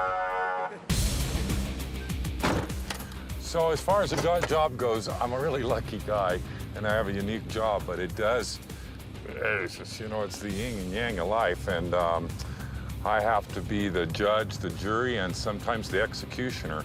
Don't like the third one, and so it's best to do a lot more of the other two. The more proactive I am rather than reactive, the better results we get. So I work a lot of hours, and I'm out here every day. Steve Sirles came into the picture as a hunter originally who knew how to track, and when we began to have wildlife issues, the chief of police enlisted Steve's assistance to help control the wildlife. Go on. You know better than this. And as a self-taught professional, he has become very well educated in our local bears' behaviors and how to condition them and use techniques in controlling their aggression to help them realize that human beings probably are not the best people to be around. All right, you guys, across the bridge, let's go. Steve's official title is Wildlife Patrol Officer, but he's better known as the Bear Whisperer. For probably the last 15 years, I have tried to vocalize with bears. I've been too embarrassed to share that. I do it privately, and some bears, when they see me coming, they will start vocalizing. Other bears are a lot quieter. Just through trial and error, I just tried different techniques to make my job easier. Oh, I hear ya. I would describe Steve as a completely unique personality. He's intense at the same time as he can be fairly laid back. All right, you can come over here. He's dedicated his life to hanging out with the bears and getting to know them and trying to understand them. Is it a brown bear? It's a black bear. So how old do you think that cub is? It is. This year? It was born in February. Over the past 15 years, Steve has developed an unprecedented program to keep people and bears apart. It begins with 2 rules for the bears. The first, be respectful of people. You go on. Bears that aren't afraid of people, it'll get them killed. And so, you know, running bears up is a part of my job. Go on, It'll just make them live longer. Rule number 2, don't scare people. Knock it off. We know statistically that people are rarely, if ever, hurt or killed by a bear. 100,000 bears have been killed by people. There's just no denying the numbers that the bear's going to end up on the short end of the stick every time. What are you doing? Get out of there. Get out. I have this psychological hand on them, and even though I weigh nothing in comparison, they believe I'm the biggest, baddest bear in town. But sometimes the bears are willing to battle Steve for dominance. Enough. Shame on you. A bear's gonna huff at me, and he's in trouble with me. I'm gonna huff right back. I don't back down. And when necessary, Steve uses a variety of non-lethal techniques to teach the bears right from wrong. Get out of here. Go on, get out of here. Get. I love bears, but it's cruel to be kind. They need to learn that people are mean. They'll spray them, they'll run them over with their cars, they'll kill them, they'll shoot them, they'll entrap them. And so I'd rather be mean to them professionally than have them die. Steve is one of the most interesting people I've ever met.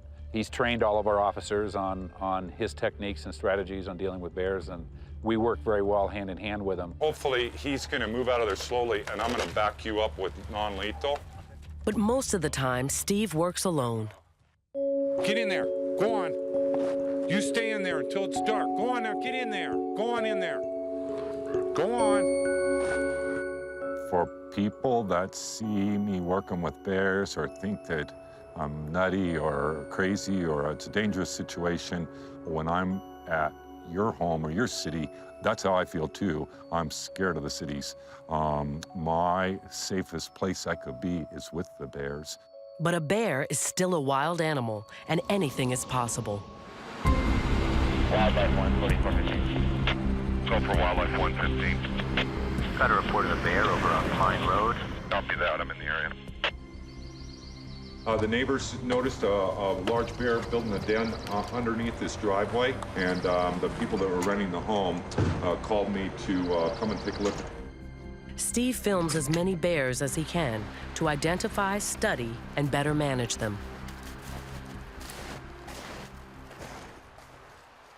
There's his den for the last 5 months. All right. Just taking a look.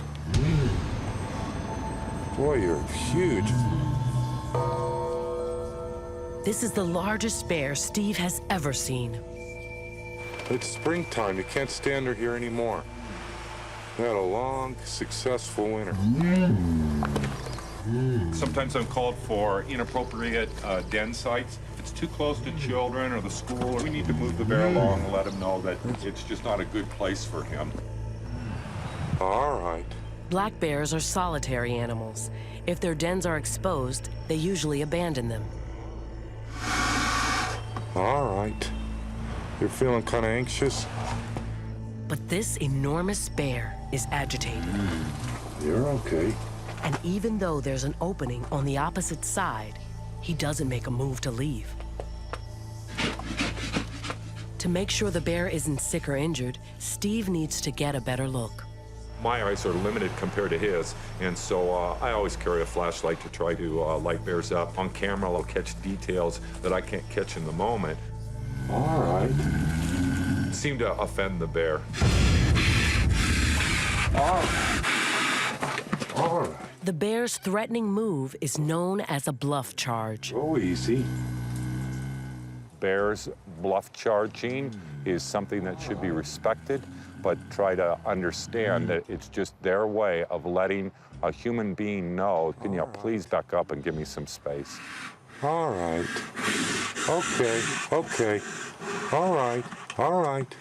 If you aren't frightened when a bear bluff charges, you're dead or drunk. It's alarming to anybody. I might have a high tolerance for bears. It doesn't mean I'm stupid. Ooh. Ooh. Okay. He was mooing and clapping and huffing. Okay, okay. He's saying, I'd really like you to give me some room. I've been under here for 5 months without anyone bothering me. Now you're in my face. You have that silly flashlight. And would you back off and let me sleep? I guess I wasn't listening as well as I should. Steve wants to move the bear out and on his way, but it's a delicate situation. I thought he would take the other way out. Go back. Not hurting you. Knock it off. No! No! Stop it! Knock it off! No! Go on, you stop it. You bad bear. Don't see that every day. Oh my gosh. That's a no bear. Holy.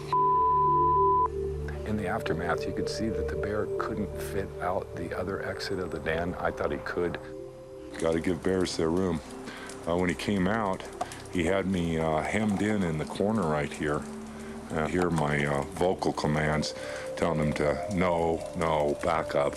Hands above my head, yelling at him, and he responded and moved on down the hill. I learn every day. Things that I don't know, the bear will teach me. And so this was a classic example of me learning, and the bear was giving me the education. Wow. When Steve returns the next day, he finds Max back under the house.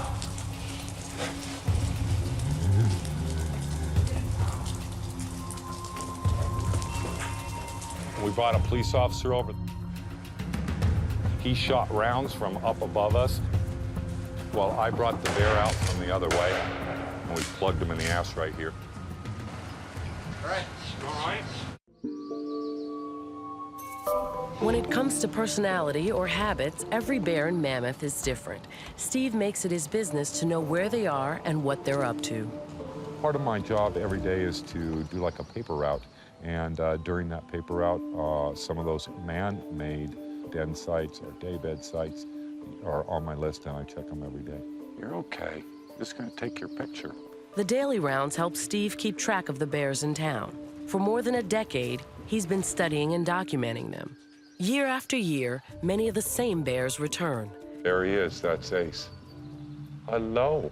Including Ace, a bear Steve spent lots of time teaching how to get along. This bear was going into homes and became an issue. He's doing great. He hasn't been responsible for a single 911 call all last year and all so far this year. Little Red, who's not so little anymore. Whoa. Ugly Bear, who keeps himself out of trouble. The old bear Half-Nose. Well, you look good. You look good, pal.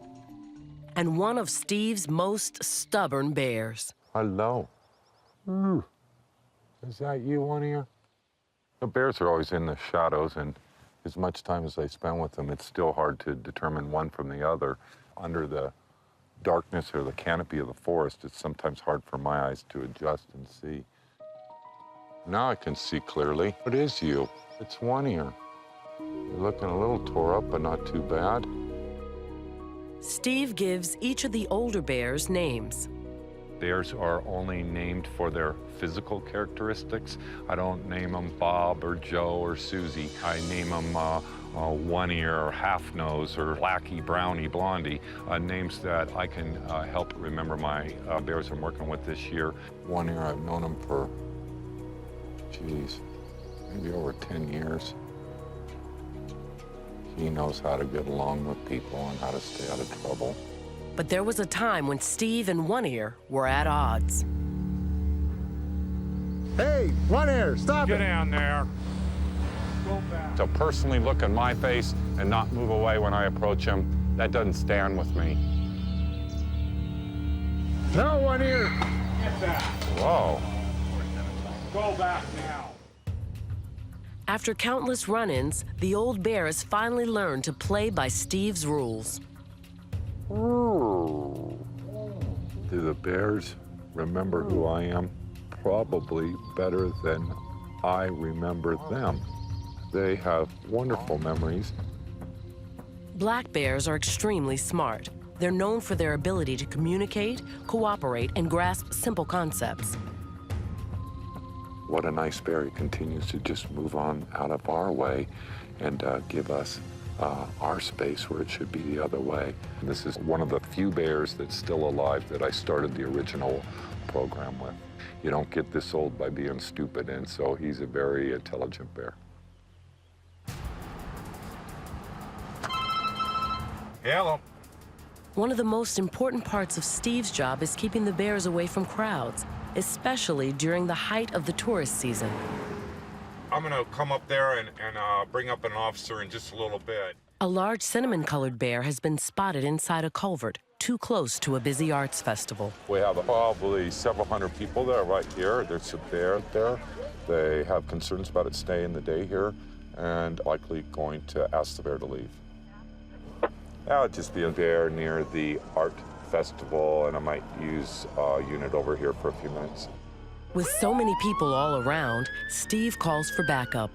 The lady who's running the event, she's concerned with the bear sleeping under the road and wants it removed. The exit of the culvert is that concrete buttress right there. Where does it come out? Over here? Right there on the other side of the street. And the bear is sleeping about 30 feet in. And it is that concrete spillway is where the bear is going to predictably come out. The least offensive thing I think I could do to the bear to drive him out is touch off 2 flash bangs. It's just a very simple device. Flare gun is what it basically is for moving on wildlife. It's all just a helpful, non-lethal tool. Just startles the bear and lets him know that he needs to move on.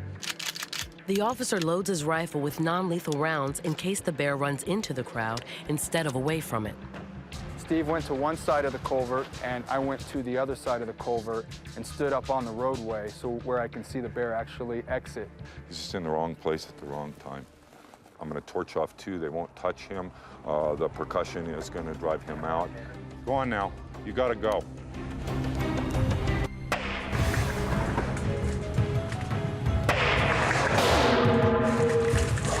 That bear! That bear! That bear! That bear!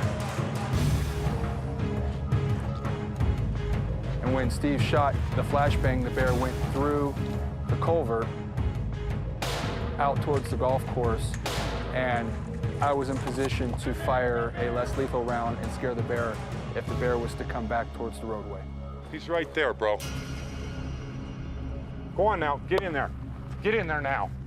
Go on, get in there. There he goes. There he goes. See, leave it to the professionals. Shut up. Good job, man. Thanks for your help, Dan. Yeah, no problem. Anytime. Bear went the right direction, didn't bother the people, knew he had to leave, and we're on to the next call.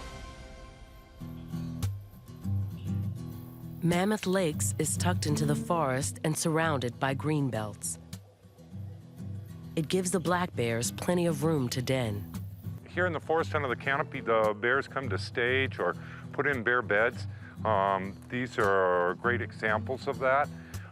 You could see that it's a rotted, deteriorated log, and during the heat of the day, this material stays cooler than the normal dirt or the duff. I'm about 6'4" barefoot and 180 pounds, and just to give you some kind of scale for the size of the bed, when I walk up on them, you know, they're oftentimes asleep or have their pads up in the air if they want to be cooling. They're crimped over and, you know, more in a huddled fetal position if they want to keep body heat. They are diggers by profession. They build them just about the size of their body. We can see 2 front pad prints where the bear was probably laying on his tummy. It was a little bit rocky for him or had too many pine cones in it, and so he didn't use it for long, but we can see where a bear was trying the bed out, kind of like the fairy tale. You know, there's flowers, water, trees, everything you need to be happy as a black bear. But they also like their privacy. They often seek out hidden spaces. Mono 1, Wildlife 197. And sometimes they end up where they shouldn't. That's when Steve has to respond. We're in a really neat part of town. A lot of these homes aren't lived in. At this one, a bear has moved in beneath the hot tub. Hey, big guy. Hello. It's cold out, huh? It's nice and warm under there. He's sleeping under there today.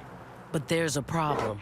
The bear's noises have frightened one of the grounds workers. You're okay. Hi, pal. Gonna be a 4-year-old, maybe a little bit older male. He's just kicking it. The first thing Steve wants to do is identify the bear. He has no chest markings, no breastplate. He has no torn ears, no scars. Not that big a bear, but not too small either. But he hasn't garnered a name, but what a lovely bear. I think that bears are like people. Some of them are more standoffish, some are more easygoing. It's a good trait to have as a bear. To be very docile and afraid of people, that's a good trait too. A bear's not a bear is a bear. They come in all different varieties of their attitudes towards people and humans. But this is still a wild animal, and the bear is not allowed to stay under the porch after scaring someone. Those are the rules. You gotta come out. You can't stay here anymore. You scared the jacuzzi guy. Come on. Go back in the woods. Let's go. Out. Okay. After failing to drive the bear out with noise, Steve resorts to pepper spray. This form of non-lethal assaults the bear's senses, but it completely wears off within 8 to 10 minutes. The only lasting effect is the memory, which can save the bear later from getting into another dangerous situation with people. Come on, out! Get out!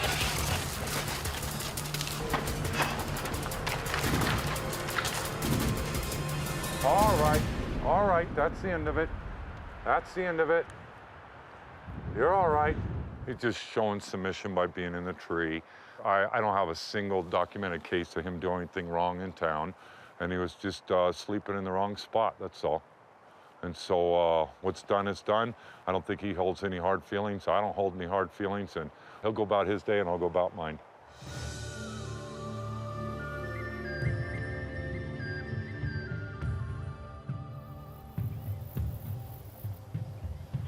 That kind of live and let live attitude is something Steve tries to cultivate with the bears, as long as they stay out of trouble.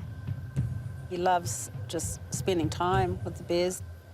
They calm him down. Steve's got a lot of energy, and you know, when he's frustrated or upset about something, he'll just take off, and you know, he'll go and be with a bear.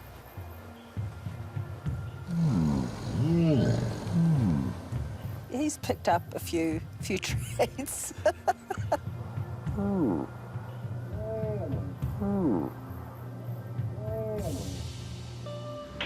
101, Wildlife 1.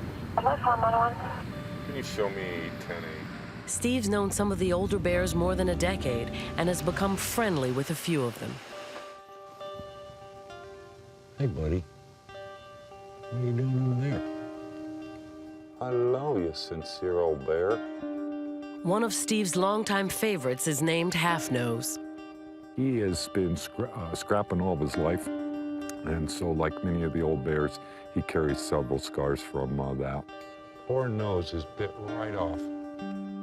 He was in a fight with a bear named Arthur, and Arthur bit the end of his nose off. And so he just has half of a nose, and thus the name Half Nose. What? Did I surprise you? Me and this bear go way, way back. I've been with this bear hundreds of hours, and so we've had good times and bad times together, but it just thrills me that we're here with this bear right now. Hello. All right. All right. A black bear can live into its 20s. A big part of Steve's job is to make sure the bears in town are okay. It looks like this old bear is not in good health. Steve uses a special camera to get a closer look. The eye is weeping pretty bad, but now that I can see his teeth, he's got no teeth left. I'm not gonna put this bear down, but that is a messed up deal right there. All right, I hear ya. I didn't know his teeth were that bad. They're just nubs. He has the both lower racks, but they're just like 1/4-inch nubs, and the front 2 canines, one is snapped off and black and infected. I could see why you're moaning, big guy. This guy would be, you know, comparable to a 90-year-old man. He's just about out of tools. Their teeth are very similar to humans, and their feet, depending on their feeding patterns and what they've been eating, their teeth can actually rot out, and that will limit their ability to obtain the nutrients and the resources that they need to continue their life. And they'll essentially die of starvation on their own accord. I hate to say it or predict any bad for him, but he's just about done. Okay. Okay. All right. I'm the luckiest guy in the world. I live in paradise. I work with amazing, amazing animals. But, you know, if you're going to work with wild animals, they do die. And it just breaks my heart, puts a lump in my throat. Okay. All right. All right.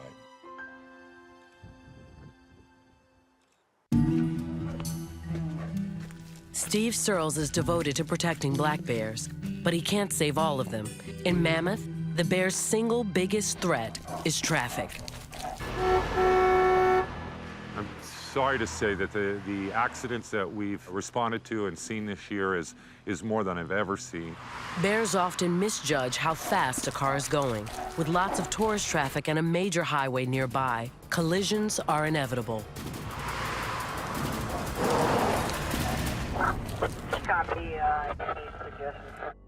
I responded to a call from dispatch for a bear that had been hit on our highway coming into town.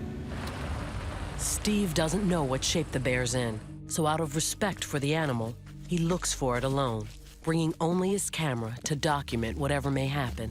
I found the bear. All right, pal. Steve's seen this bear before. It's a burly male he spotted for the first time a few months back. Wow, look at that guy's huge. Steve spent time over the winter studying the bear. You're okay. You're all right. Hey, mister. Hey, guy.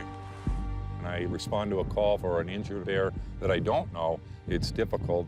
When it's one that I've spent a lot of time studying, it makes it extra hard. Hey, buddy. Hey, mister.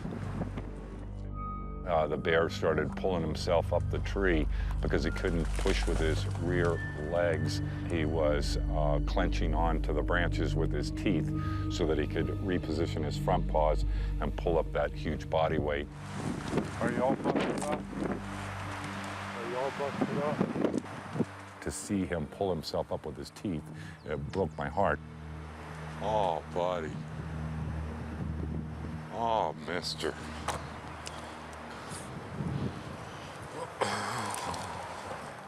He splayed out on the branches and was in a lot of pain.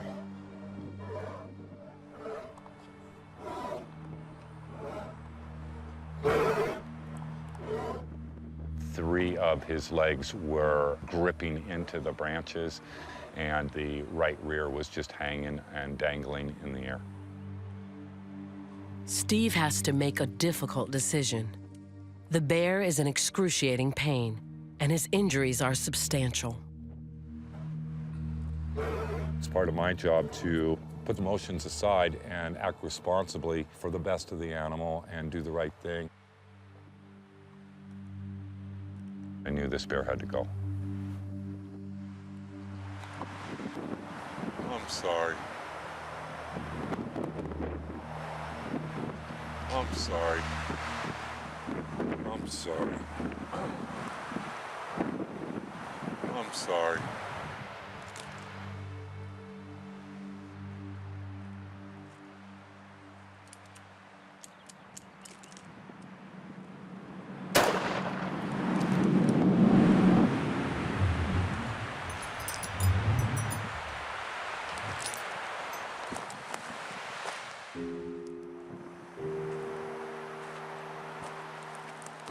Working with wildlife has the good days and has the bad days. I got blood on my glasses. That's a bad day.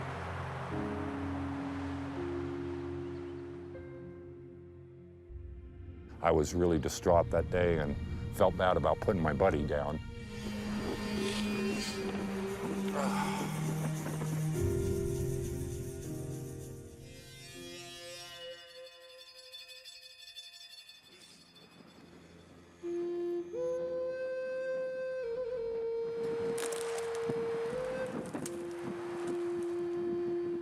Then I went and got gloves, got up there and unwrapped them.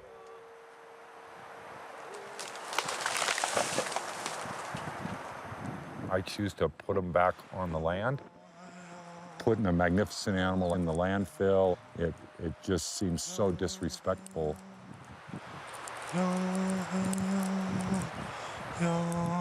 Ending an injured bear's life is an agonizing part of Steve's job. It brings out a side of him few ever see. He sends the bear off in the tradition of the local Paiute Shoshone tribe, who revere the bears. The Native Americans taught me to use tools, whether it's the tobacco or the smudge or a prayer or a song. All that shows the respect I have for the bear and try to help him on a little bit.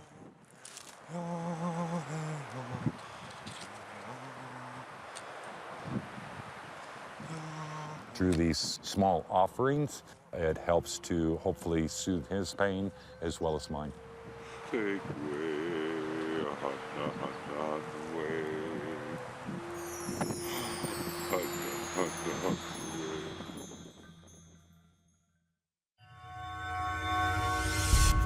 Not everyone considers a bear's death a tragedy. Because of their immense size, adult males are prized by hunters as trophy kills. How long ago was there somebody with a gun? Hunting is legal in California, but not in the town of Mammoth Lakes. So when Steve gets a report of a bear that's possibly been shot, he responds quickly. The man says that there was a guy with a gun 20 minutes ago, and then his kids say that there's a bear that was twitching around and laying down in the backyard.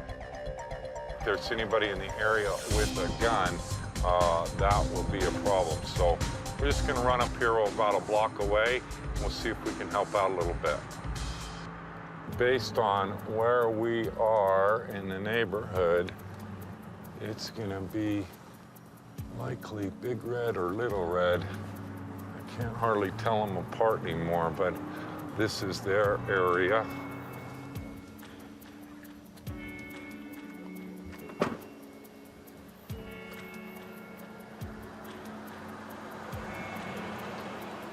Without making too much attention. Hey, good, how are you? Steve tries to find the bear without drawing a crowd.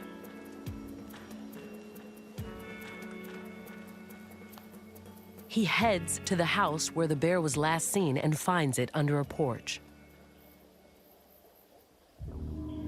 He doesn't seem to be struggling. I can see that the bear's obviously alive, and so that's a good thing. It turns out someone overreacted. The bear is just asleep.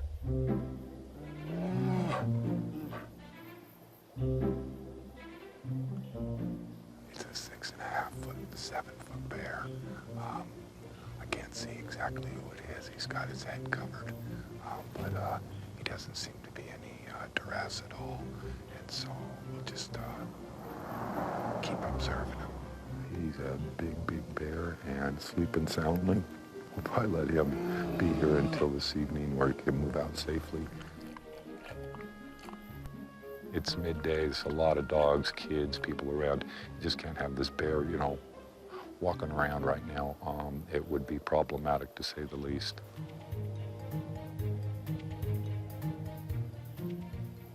Hello. Hello. We don't mean you no harm. Yeah, I think I woke him up. You all right? You look okay. All right. You're a Popeye. You're a Popeye. Okay. Okay. The bear turns out to be Little Red, one of Steve's study bears who typically stays out of trouble. All right. We are kind of in the middle of two busy streets, and so we don't want to move this bear right now. This ain't good.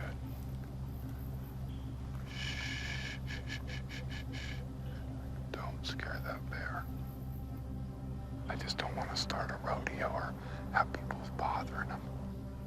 To make sure Little Red doesn't end up in trouble, Steve keeps a close watch, but the bear doesn't like the attention.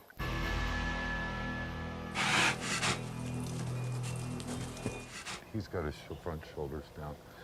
The bear's body language signals his level of anxiety. Little Red feels threatened. All right.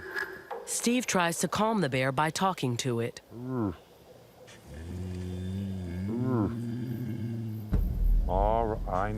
I know.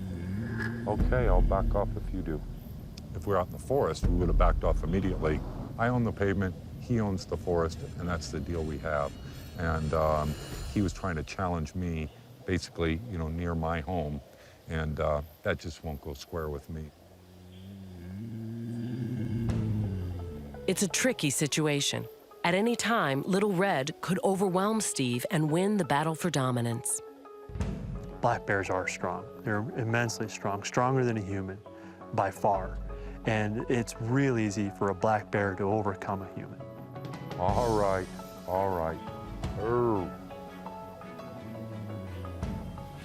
No. We already talked about that. You stay right there and get some sleep. All right? With male bears, it's often a battle of wills. For Steve to maintain absolute authority, it's imperative that he gets the bears to back down every time. We're not in the middle of the forest. We're in a residential area. All of his senses know that. All of my senses know that. It's just bad bear management to let bears bluff people. It starts with me. It'll go to the tourist locals. And I run this town, not him. He's more than welcome to live here, but he can't bluff people off. There you go. There you go. Come on, outside. Get out of there. Earlier, Steve evicted a bear from under a house with a jacuzzi. Now, he's been called back to the same location. Well, this bear don't mean any harm, but he's found just a great spot to hang out. And he'll remember me running him off last time. And so we're just gonna give him a little nudge and reinforce the message that he can't be out here, be under here. Come on, you remember, come on, out. Poor guy thinks he's in paradise, and I gotta let him know he's not. Come on, out. He didn't like that pepper spray last time. Come on, let's go, out. Come on, get out of there. But when Steve finally sees the bear, he makes a surprising discovery. Oh, hi. Well, it's not a nice bear. I thought it was the same bear as last time, but it's not. You don't want out. Pepper spray was so effective the last time, Steve decides to use it again. All right, dude. You gotta come out. Here we go.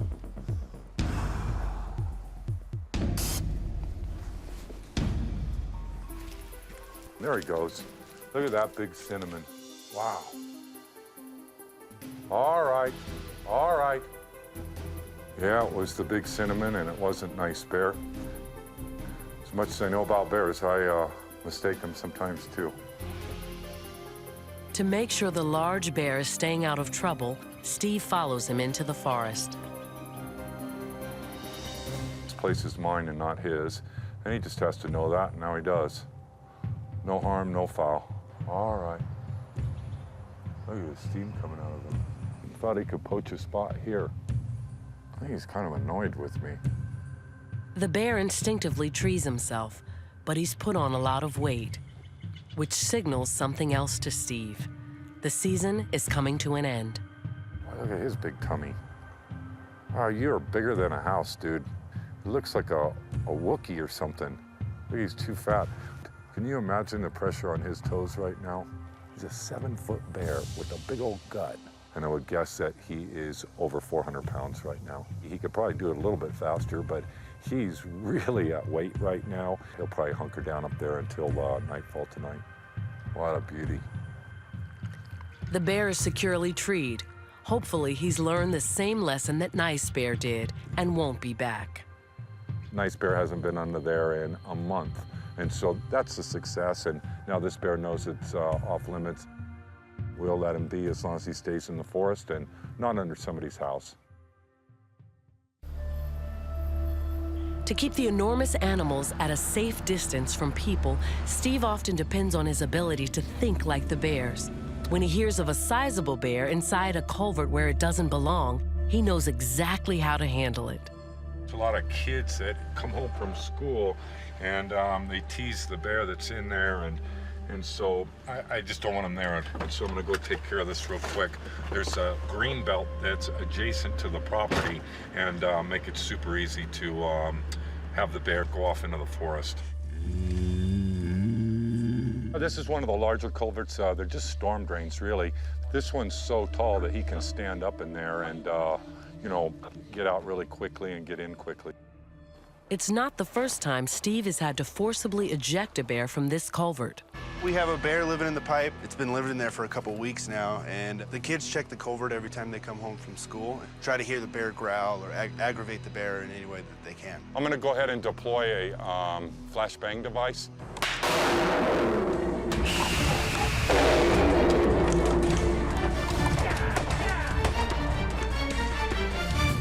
But this time, there are no bystanders. It's only Steve and the bear. Well, where the bears are and what their habits are, I try to keep that secret. The police are out doing police work. I get to move that bear along, and so the more that I can keep the bear's privacy and my privacy, it's just the better it is. I'm gonna launch just a green meanie. That's what I used last time. When deployed, the non-lethal green meanie flies erratically and makes a loud whistling noise that will scare the bear but not hurt it.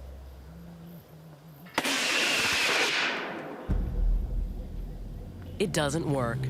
The culvert is the length of a football field, and Steve can't get a good angle on his shot, so the green meanie barely makes a sound. He tries again.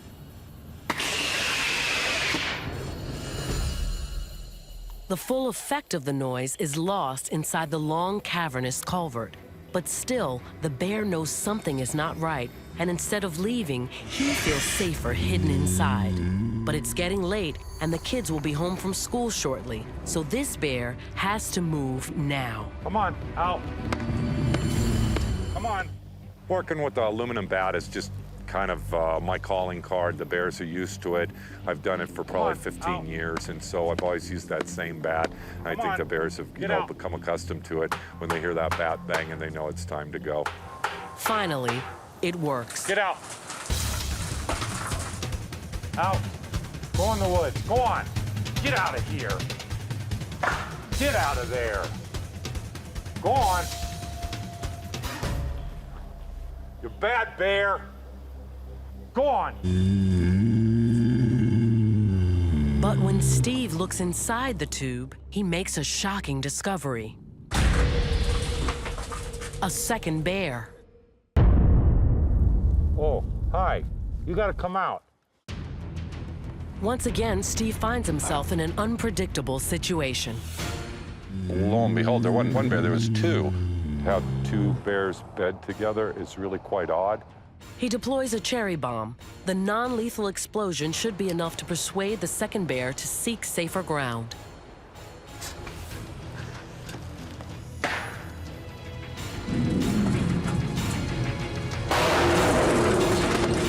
Go on. Go on. Yeah. Last couple of years, we've seen the bears teaming up more, and I don't understand it all yet, but we'll keep studying it and learning from them. But the buddy bears seem to be in there coexisting just as well as we do. It's just another twist in what has made this the strangest year Steve has ever seen. This bear has left the area and into the forest.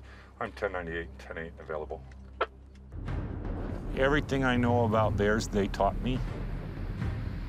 I try to bounce that back and teach them. I'm not the nicest guy in the world. I pretty much run alone. I work alone. I am kind of a solo guy. The bears are kind of solo, and so it really works out for both of us.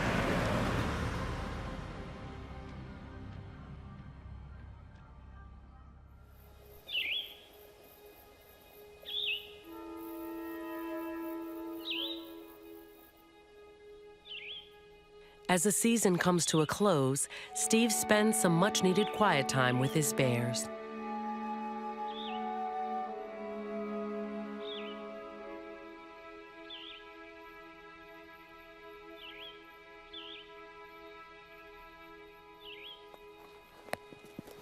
Hey, big fella.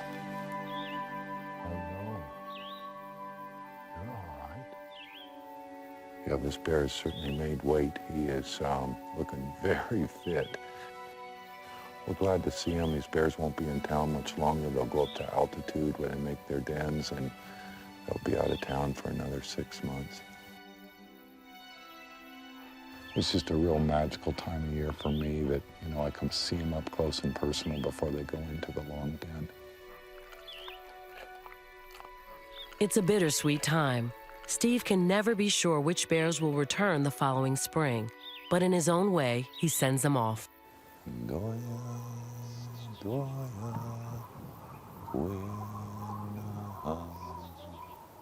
would I love to share with everybody what it's like to sit this close with a bear. Yeah, I don't know how to put it into words, but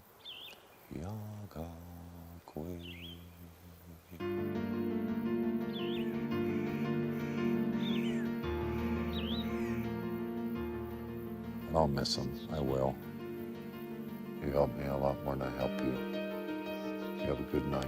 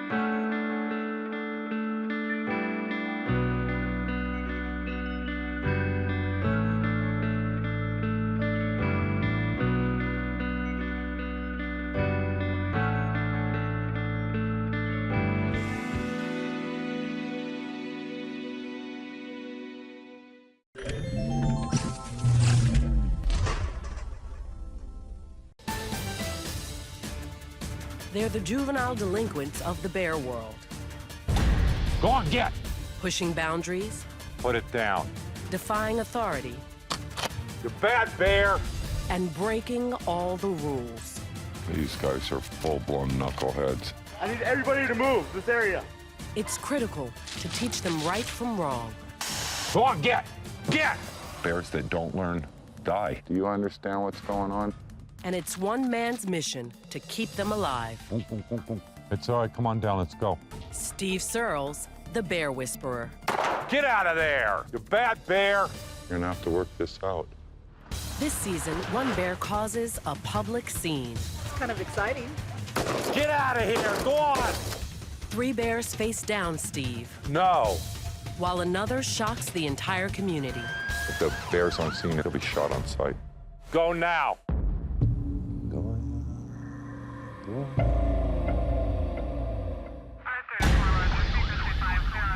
I heard a growl. The unthinkable has happened. He walked right up in front of me. A visitor in town has 2 mysterious puncture wounds. There's 2 on scene right now. Did one of Steve's bears cross the line? That kind of thing will get you killed. What is that right there? This is the Mammoth Lakes Bear Report. Skies are clear, winds are calm. Looks like another gorgeous day in Mammoth. Spring in the eastern Sierras. The start of the 6-month feeding season when Mammoth Lake's most celebrated residents make their way back into town. We've got 2 young bears up in a tree. Not sure what they're going to do next, but tune in later and we'll let you know. Oh, that's amazing. How cool. Look at him. Thousands and thousands of people have seen bears in my community, and I'm proud of it. I never got this close to a bear. If you catch a big fish here in Mammoth, you'll tell the story, 10 or 15 times. You see a bear in Mammoth, and you'll repeat that story for the rest of your life. And the chances of seeing a bear here are good from mid-April to late October, when they go back into hibernation. Thanks to Steve, the town successfully coexists with the local bear population all summer long. Steve has put Mammoth farther ahead than other communities. And I think it's because he's got that on-the-ground, out-of-book experience. Steve does it his way, and he does it based on long years of trial and error. There's a really long list of successes and bears that are just push-button bears, I call them. Half Bib, Big Red, the Big Blonde. All those are examples of bears that have not been involved in issues. They're just trouble-free, and they're just a pleasure to have living in our community. But many bears don't start out this way. Often the biggest challenge for Steve comes from the youngest bears. What in the world? They would be the teenagers of the Bear Society, and just like we grew out of those dumb things that we did, they're just in the sharpest part of the learning curve. Get out of there. If we were 60 miles out in the wilderness with this same scenario, are those 1 year and year and a half old cubs any smarter? Heck no. They can get in trouble falling out of trees, falling into swift water, predators, coyote, other male bears. It's just a matter of learning what is scary and dangerous and what's not.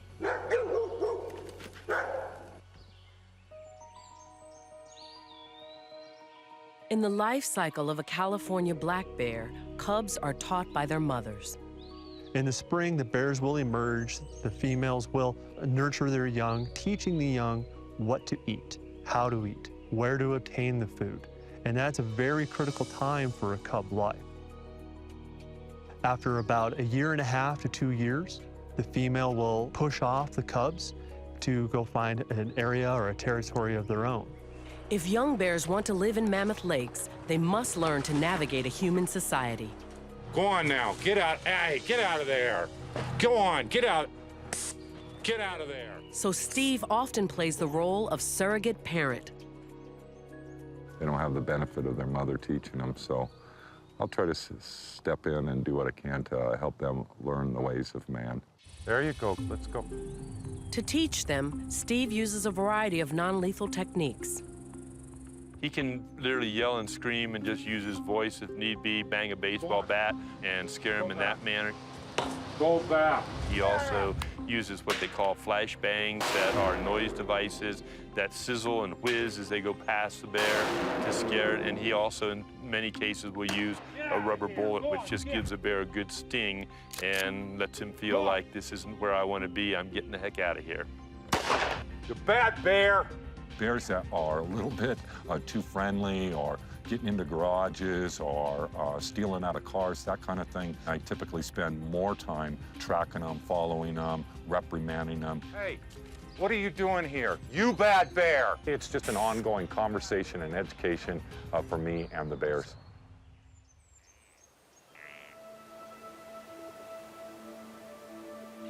Is that you, Ace?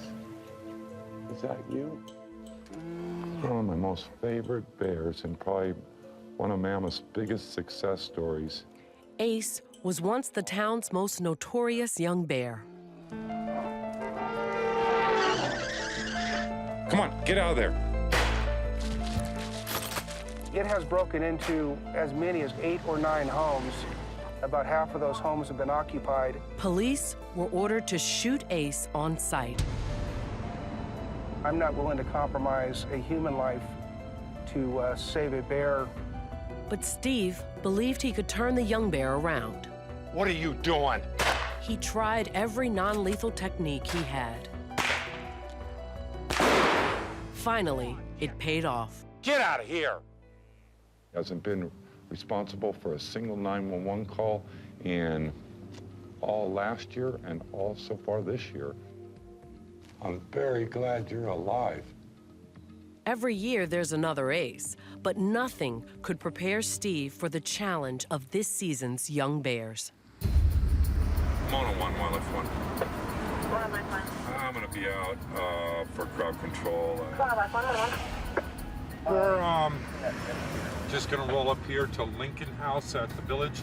The last couple of nights, a young bear was swimming in the pond, and it makes for a cute story, but it's just not okay. North Village is a multi-story mall setting with lots of restaurants and people and activities. Mono 1, Wildlife 1. Wildlife 1, Mono 1. It's a small cub in a tree in North Village, and we'll be staying on scene until the bears left the area. Copy, 4. Could you move back, please? If you interviewed the 200 people that were there, they'd all say it was neat or cute. It's kind of exciting. That's for sure. People aren't intimidated by small bears. Typically, you know, you'll see people that'll put their kids right up next to the bears, want to take pictures with them. They have this idea that the bears are pets or they're friendly. That's not it. They're actually, you know, they're wild animal and they can be dangerous. I need everybody to move this area. When the bear comes down the tree, I'm likely going to shoot him on the ass with a rubber bullet and let him know it's not okay to be with the guests and everybody here having dinner. An hour later, night is fast approaching. The crowd is growing. Can you see his face? Yeah. And the young bear refuses to come down. As far as bear calls go, this is kind of my worst nightmare. Go now. He's going to be moving pretty quickly. So we want to make sure that there's a way for the bear to get out, that, you know, we're not going to run him right into some people and get them scared or injured. He's trying to come down. There's too many people around. I'm going to stay right here on scene until he touches that grass, and when he does, I'm going to light him up with rubber puck. It's a 12-gauge rubber slug. Gets shot at him. Doesn't typically break the skin or cause any permanent damage to him. We are backed up on the police department. We have 12-gauge shotguns. If the bear turns and charges Steve or charges into the crowd or becomes a threat to the public, then we're there able to stop that and put the bear down immediately. He could stay up there for days if he wanted to. He can obviously outlast us. I predict that as the crowd winds down and people are quieter, he'll come down.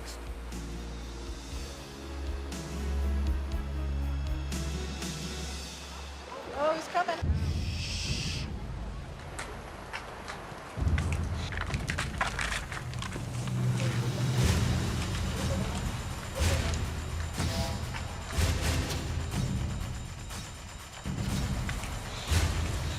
Get out of here, go on!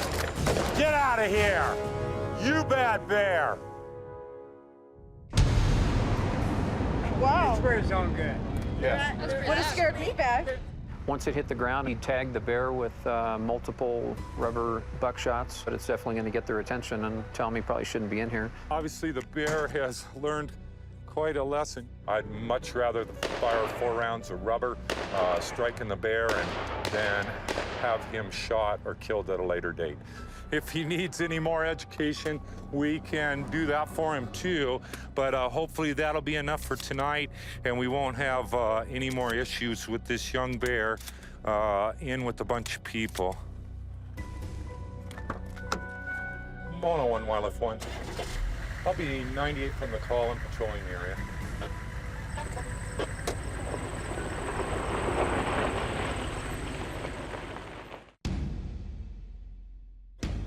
This year's bear season has just begun.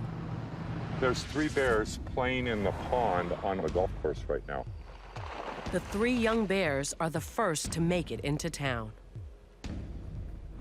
Copy that, thank you. After a chaotic night with one of them, Steve is on high alert.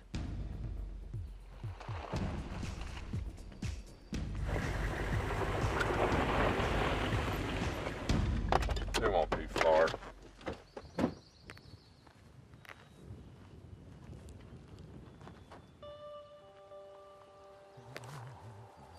All right. All right. Wow. Very cool, man. Oh. Oh, what kind of way is that to come down? Two of the bears are siblings. The third, oh, stop. What was that? You're gonna have to practice. The third one is not a litter mate. These three bears are just playing and they're not doing anything wrong. I just want them to get into harm's way. When they're roughhousing like this, they forget where they are. Hello, it's the knuckleheads. When it comes to young bears under 2, I don't name them because, you know, statistically half of them are gonna die. And so maybe to preserve my own feelings and preserve the community's feelings, unless it's necessary, I try to not name those young bears until they're after 2. Oh, that's beautiful. There's my paycheck this week. Pretty rough on each other. Those teeth are very, very sharp. And even though they look like a teddy bear or something, they can inflict harm. It's all part of the learning process for these bears and the pecking order that they're gonna slowly grow into. There you go. Beat them up. Beat them up. Hello. Oh. You know, I see the most worst stuff in my life, and then I see the coolest stuff, and it makes me feel weird sometimes, and this is really, really cool, and fills my heart, you know. It makes me want to go out and help the little guys even more. Hello. Hello. You're all right. I don't know who's babysitting who sometimes. Probably a 50-50. The bears help me as much as I help them. That's a pretty fair deal. What is it? What is it? Uh-oh. They are arguing. Is that trash? It. Hey, you guys, put it down. Hey. No, no, no, no. No. One of the most important lessons for these young bears to learn is to stay away from unnatural foods. Put it down. No trash. No. No. No, no, no. Get out of there. No. Look at it all over your face. Move away. For brains. It's some kind of...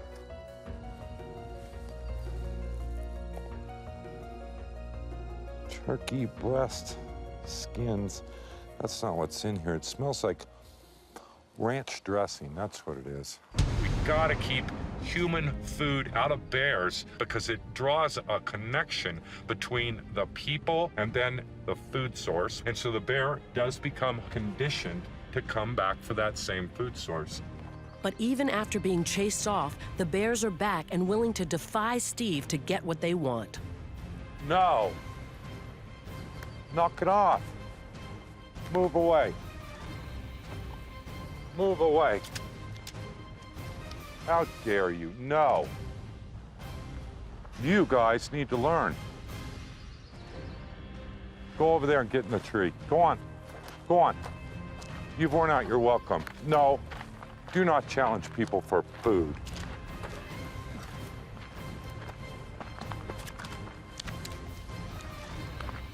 They're testing their boundaries. No. 2 of the young bears back away, but the 3rd bear returns. To send the message that this behavior will not be tolerated, Steve stands by with pepper spray.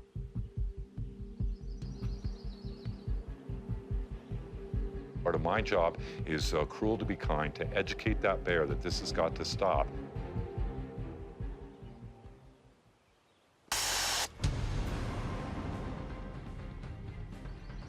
This stuff works great. They don't like it one single bit, and hopefully that'll teach them a lesson for today. Don't be challenging me or anybody else over a food source at all. That is absolutely off limits.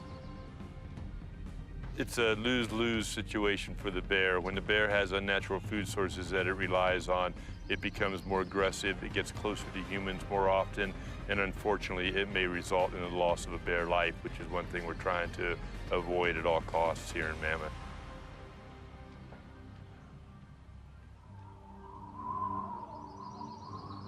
During bear season, Steve works 7 days a week and is on call 24 hours a day. Probably my strongest thing I have in my life is my wife and my son. Just a hug from my son or a hug from my wife means a lot to me. I have been in Mammoth since 1985. I met Steve through friends. I used to see him at parties and stuff. Behind every great man is a greater woman. I get the applause and all the thank yous, and my wife does everything that makes my lifestyle possible. On the agenda this morning, helping Steve maintain his distinctive mountain man look. Been trimming Steve's beard for maybe close to 20 years. The last time he shaved and had a haircut was on our wedding day 20 years ago. 20 or 16 days and 3 hours. And knock it off, hon. A trim, please. my dad actually gave him the haircut. I think Steve was more nervous getting his haircut by my dad than actually getting married. Steve's routine in bear season is like a puppy or a dog or a kid. Comes home when he's thirsty and hungry. Thanks, hon. Oh, hang on, I see a couple of strays already. 4 weeks into the feeding season, the 3 young bears are now venturing out individually, looking for food. There's 2 things that a bear goes through. They're wandering about the woods looking for whatever they can encounter during their normal course of action. But if they encounter something new, they'll still try it. My neighbor just called and there's a bear, so we're gonna go take a look. A bear can smell food 3 miles away, and one of the young bears is drawn to a picnic table in a residential neighborhood. When Steve arrives, the bear is gone. Look at all this garbage. Holy cow. Wow.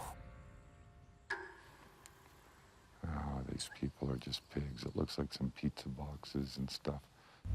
My neighbors were so irresponsible and disrespectful that they left all their garbage out, and the bear was hooking into it, and it just breaks my heart. You know, I love the bears, and it's just the epitome of the struggle I face every day. All this trash needs to be picked up. The bear's been standing here eating the You can clean up right now. People make a bad bear, actually, by allowing them to become habituated to our food and trash and other things.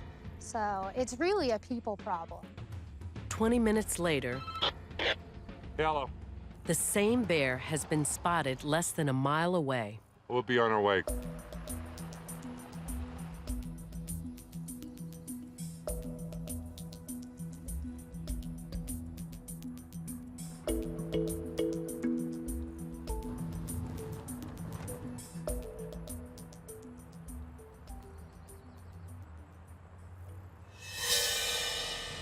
No. Get out of there. Get out of there. Go on now. Get. Knock it off.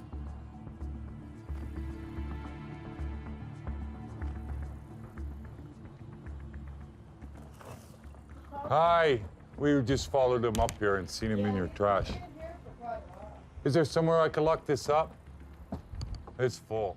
The people that live in Mammoth will tolerate more from the bears than I will. I know the bears individually, and when they mess up or at the wrong place at the wrong time, I really take it personally. I don't want them to have that extra strike against them.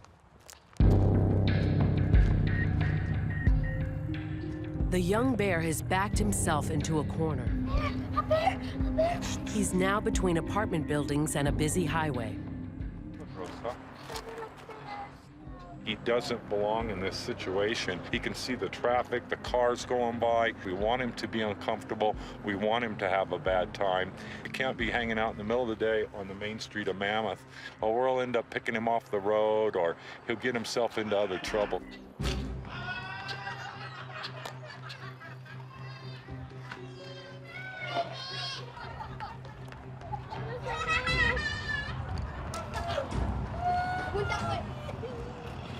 Hey, we're not gonna chase the bear. We're not gonna do that.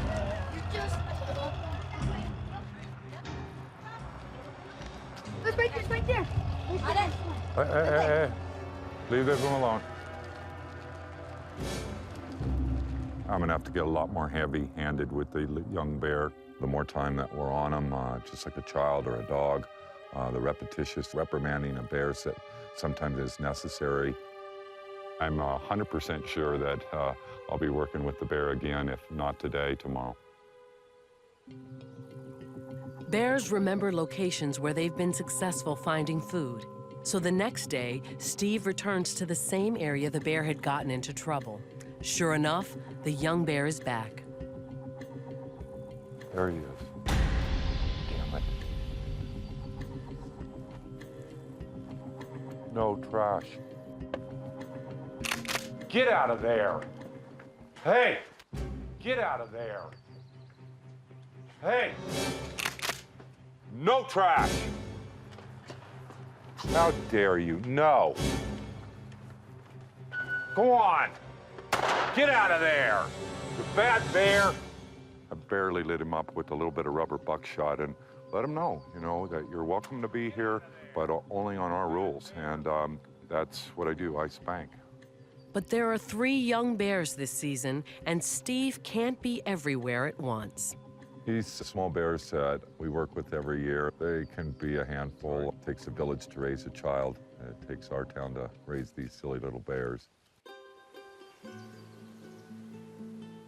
As the feeding season heats up, Steve gets busier. That single round deployed out on Sierra Star for just a bear grazing near the tourist. By midsummer, he patrols day and night, looking for things that might get his bears into trouble. Like open dumpsters. Well, I just pulled up, and this is the first one I found. When you hook this little guy, the bear, with all his might, can't break this chain.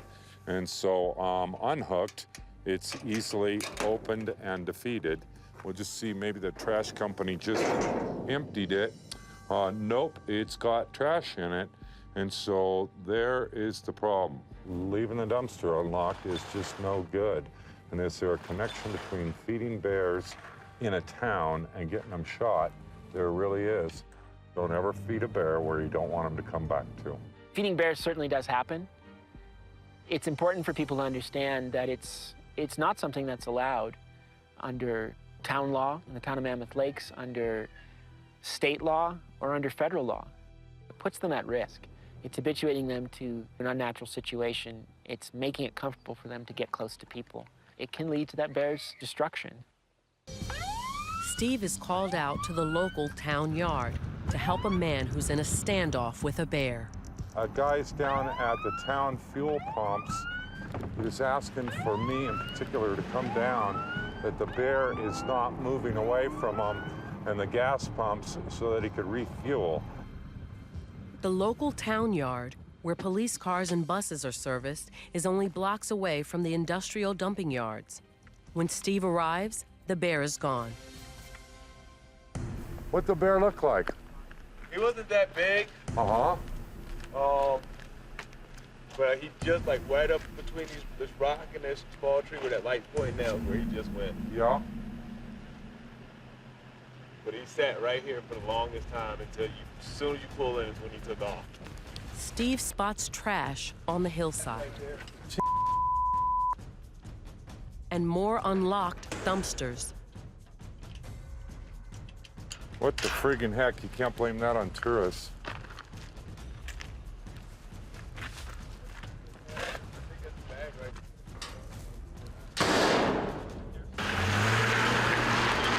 This is just the epitome of the struggle I face every day. To see them eating unnatural food and people being irresponsible can lead to more and more problems. By the height of the season, the big bears have moved into the most desirable feeding areas, pushing out the smaller bears. And sometimes, the smaller bears resort to dangerous measures to get what they want. It's the condominium project, and it's been reported that the bears are hopping the fences and getting into the trash cans. Uh-oh. There he is. There he is, running with trash in front of the car. It's going to be a really small bear dark head and kind of a light-colored cape. And it does look like a female. Steve gets a closer look. This is far more serious than just a bear foraging through trash. It just blew out the window of that car. Breaking into cars is exactly the kind of bad behavior that, if left unchecked, can lead to a bear losing its life. I want the bear to reapproach and hop in that car again. I'll teach her a lesson that she'll never, ever forget. Yeah, I can see it from here, and it's going to re-enter the car. Before he can deal with the bear, Steve is distracted. Look at all these folks. You're going to tranquilize it? No. Nobody does that in California. The bear can either live here and have good manners or won't live at all. So what I do is teach bears and teach them good respect for people in situations they shouldn't be in. So how do you? Rubber bullets, pyrotechnics, flashbang devices, pepper spray, all kinds of different devices. Not just to scare them, but to teach them what they're not allowed to do and what they're allowed to do. Yeah. Yeah. So where did it go? Did you see it? Or did I don't know, but I didn't realize you were standing here, and I'm glad I did. Once Steve is assured the group will stay where they are, he goes back to look for the bear. The bear's right there. He went back into where the bear had hidden, and next thing we know, we hear like 3 or 4 big, loud bam, bam, bam, bam. Get out of here! Go on, get! The girls are freaking out, and we're kind of scared. You bad bear, get! The rounds that I fired were all non-lethal. The first rounds struck the bear. The other rounds did not, but sure lets the bear know this is not a good thing to be doing. You bad bear! After running the bear off, Steve finds a candy wrapper. Chocolate. That leads him to a trail of food left in the car. We can see bagels on the floor, water, drinks. They're really lucky they didn't have more damage than this. They had both windows down a little bit with the doors locked, and so the bear just pulled on it one time and popped it. I mean, we learned a valuable lesson ourselves to just kind of, keep our cars clean. Immediately I tell my kids, go clean your cars out, take everything out of it, all the candy, any soda, anything else. So they did. We're going to continue to patrol the area. This car owner gets the free sticker, and they're not going to get fined for feeding bears. I think that the damage that's done says enough for that.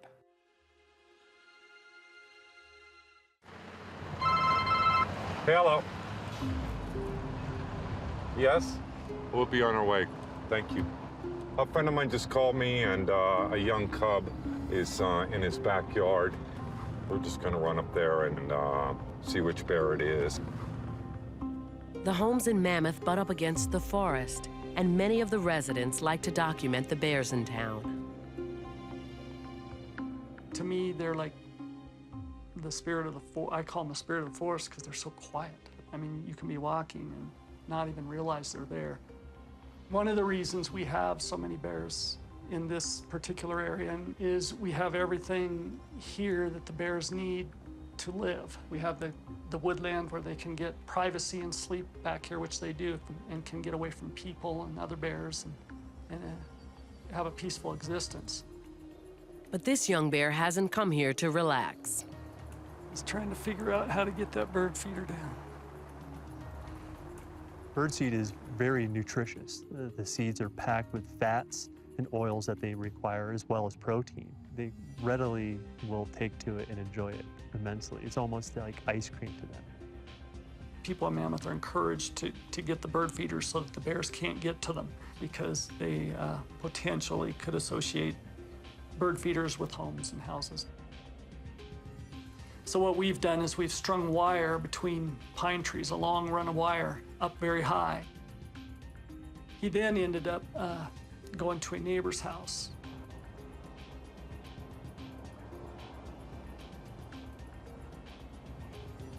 And she just happened to have set her bird feeders up out on branches, hoping that the bear couldn't reach out far enough to grab them.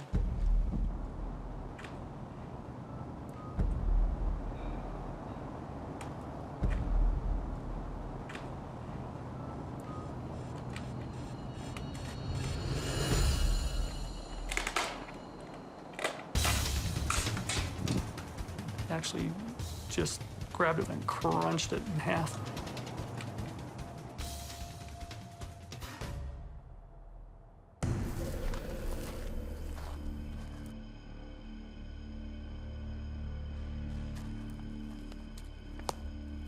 Go on, get up there. Go on. Go on, get. Go on, get. That's the crack cocaine of a bear's life, is this silly bird food. Ah, get.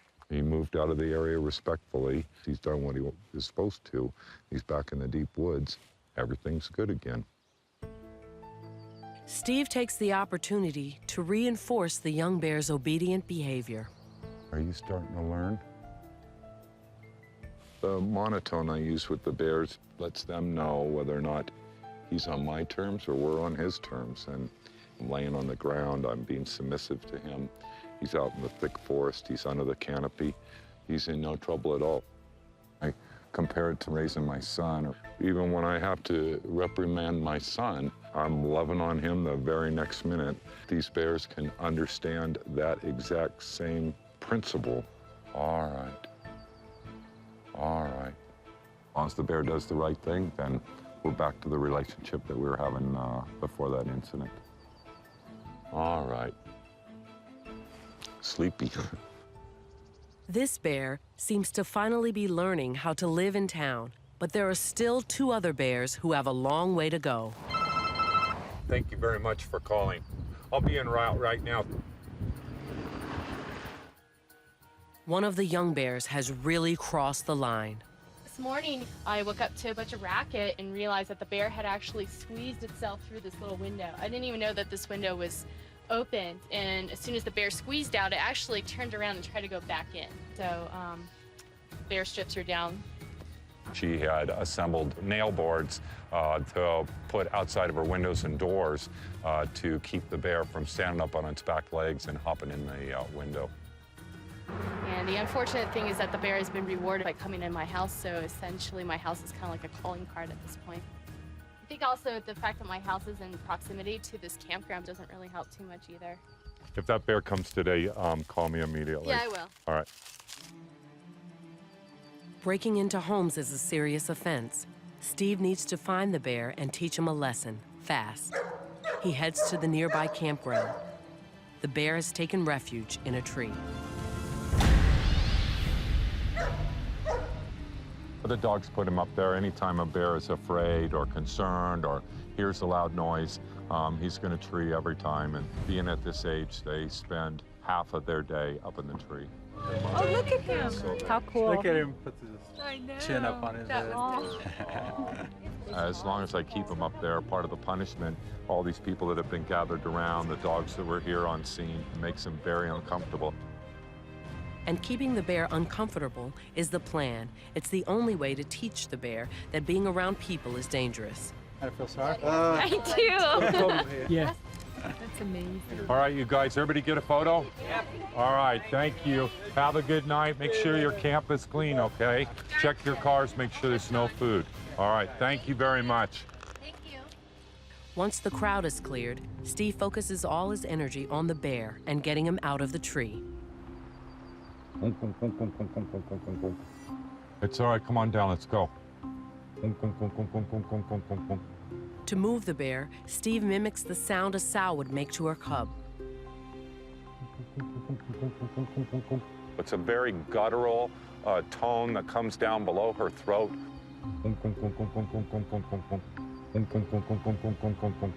I'll use that to calm young bears. I've done it so many times with so many bears. As the bear moves down, Steve approaches the tree armed with pepper spray, a potent aerosol that overwhelms the senses but wears off quickly. Come on. Come on.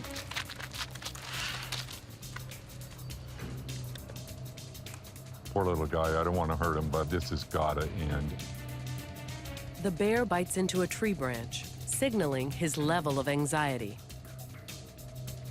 So we're just playing cat and mouse. He's going to try to come down again right now.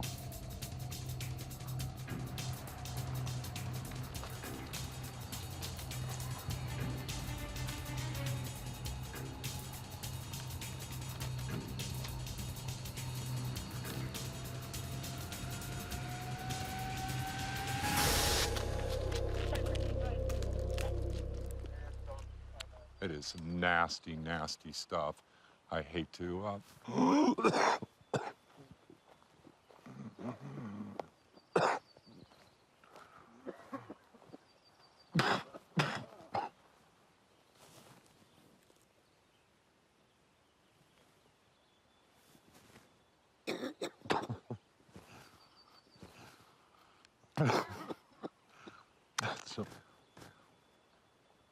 That's some nasty stuff.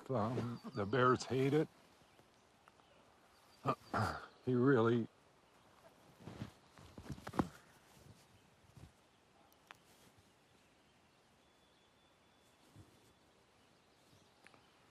There was a little puff of wind right then, and so we got a little back spray. But yeah, the bears have to learn that people are mean. They'll spray them, they'll run them over with their cars, they'll kill them, they'll shoot them, they'll entrap them. And he doesn't get it, but he just has to learn, or he'll die. Since the pepper spray missed the bear, Steve must try again. I'll stand here for as long as it takes. I'll do it for days or weeks. This time, he stands by with a shotgun loaded with rubber buckshot. Come on.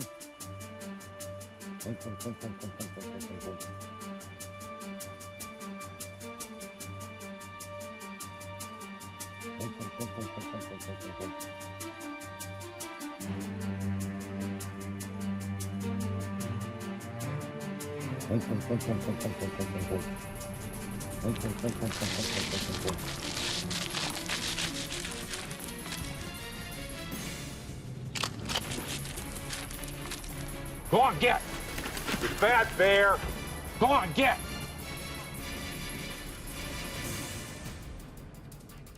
Just the noise of the shotgun racking, it's all a non-lethal deterrent for the bear. Like a dog or a child, hopefully he can learn and become a member of our community, and these problems won't be an issue.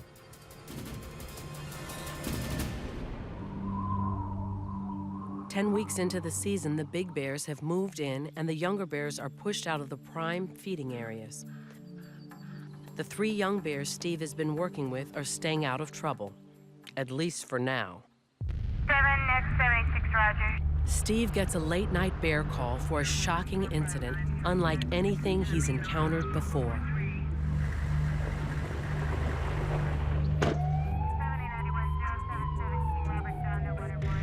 What happened right here? One injured victim with 2 puncture wounds to the right arm. A wounded man claims he was knocked over by a small bear. They got knocked over, and then when did you realize they had a hole in your arm? Oh, it was sore, so I just took off my I had a jacket on, I just took the jacket, and I noticed that my shirt was bloody. Did he bite you on? I don't know what it is. Actually, I don't know. I mean, it's hard to, because there's no real puncture wounds in the. Sure looks like a puncture. Huh? Well, this one here. No, through the jacket. This is just a scratch, I think. It's Dawn, huh? Yeah. Thank you, Dawn. I appreciate your patience, but this is really concerning to us. But I really do think I spooked him.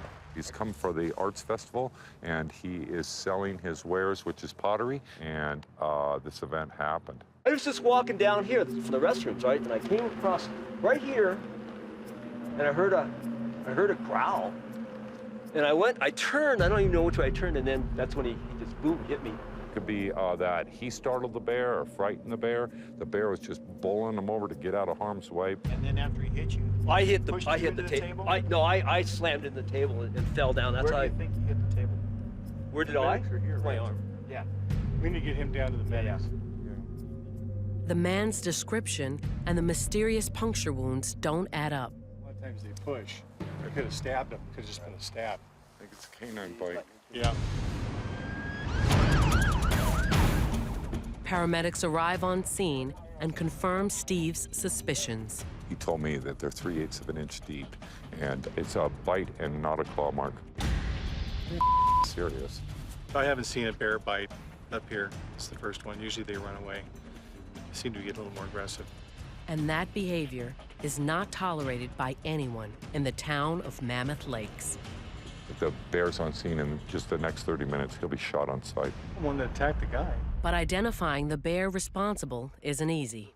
We don't use collars or ear tags or telemetry on our bears, and so I'd hate to see the wrong bear shot right now. The RP is describing a small, dark, 150-pound bear.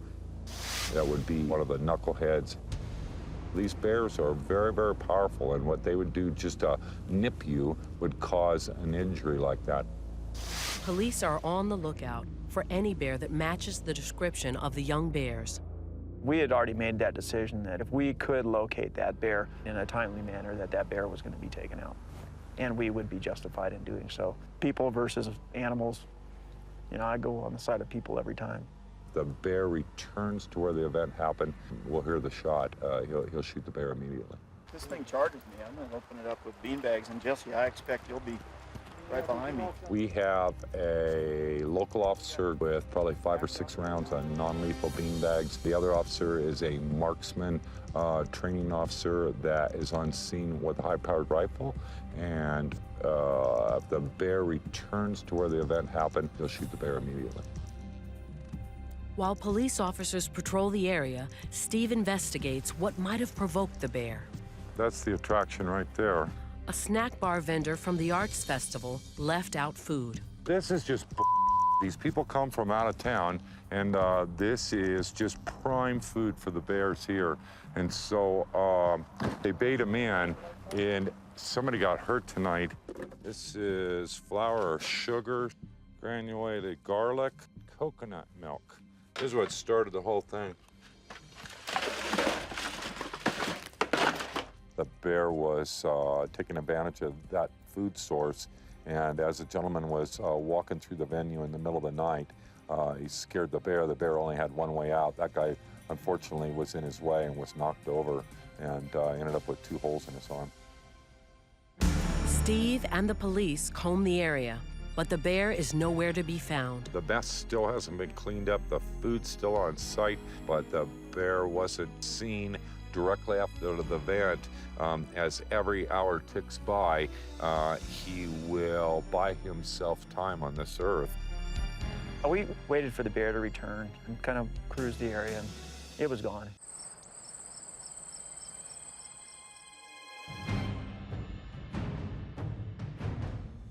"24 hours after a man suffered a rare bear bite, he's okay. Steve returns to the site, determined to not have a repeat incident. This is ground zero. This is where it all occurred last night. The gentleman who was nipped by the bear is right here behind me, and I think I owe him at least that to make sure a bear doesn't come anywhere near here tonight. And it doesn't take long for Steve to spot a bear nearby. I'm gonna turn my light on him and walk up a few feet, and I'm gonna hopefully shoot him multiple times for even being here. If this other young bear comes here, I'm gonna treat him the same way too. Get out of here! We fired off some rubber rounds to let the bear know to run away from people. Mono 1, Wildlife 1. I fired 3 more non-lethal rounds at the same location in case you get a call. Copy, 3 non-lethal. And I dare say the bear, won't be back very soon. It is my belief to this day that that bear was ricocheting off the guy, that he did nip him in the arm. The bear didn't return. It was just a freak collision in the middle of the night. The bear bite remains an isolated incident. In the weeks following that night, Steve continued to carefully monitor the 3 young bears. Today, all are alive and well, thanks to Steve and his dedication. I see things that are magical. They are the most most positive images that anybody could witness, and maybe an hour later, I have to go to calls that, gosh, are not good at all. We okay? We gonna work together tomorrow? All right, go back to sleep if you agree.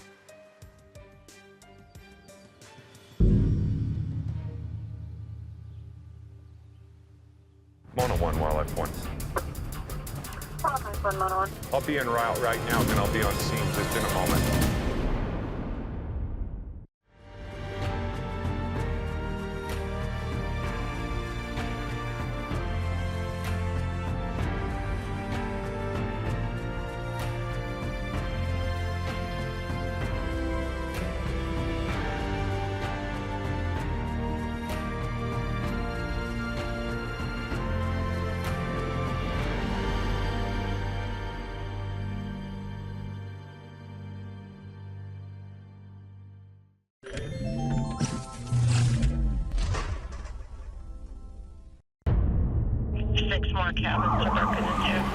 In Mammoth Lakes, California, he came right to our window. One bear turns everything upside down. The bear comes up, breaks in windows, breaks in doors. Only the man they call the Bear Whisperer knows just how far this bear will go. That just gave me shivers up my spine, that she could be alive and wreak havoc like she did a year ago. Are you all right, ma'am? It's like a crazed animal at this point. What it did to our community, what it did to me, it was all just shattering. And in the town that loves its bears, It's all right, good girl. no one thought it would come to this. There she is. Got a good shot at it right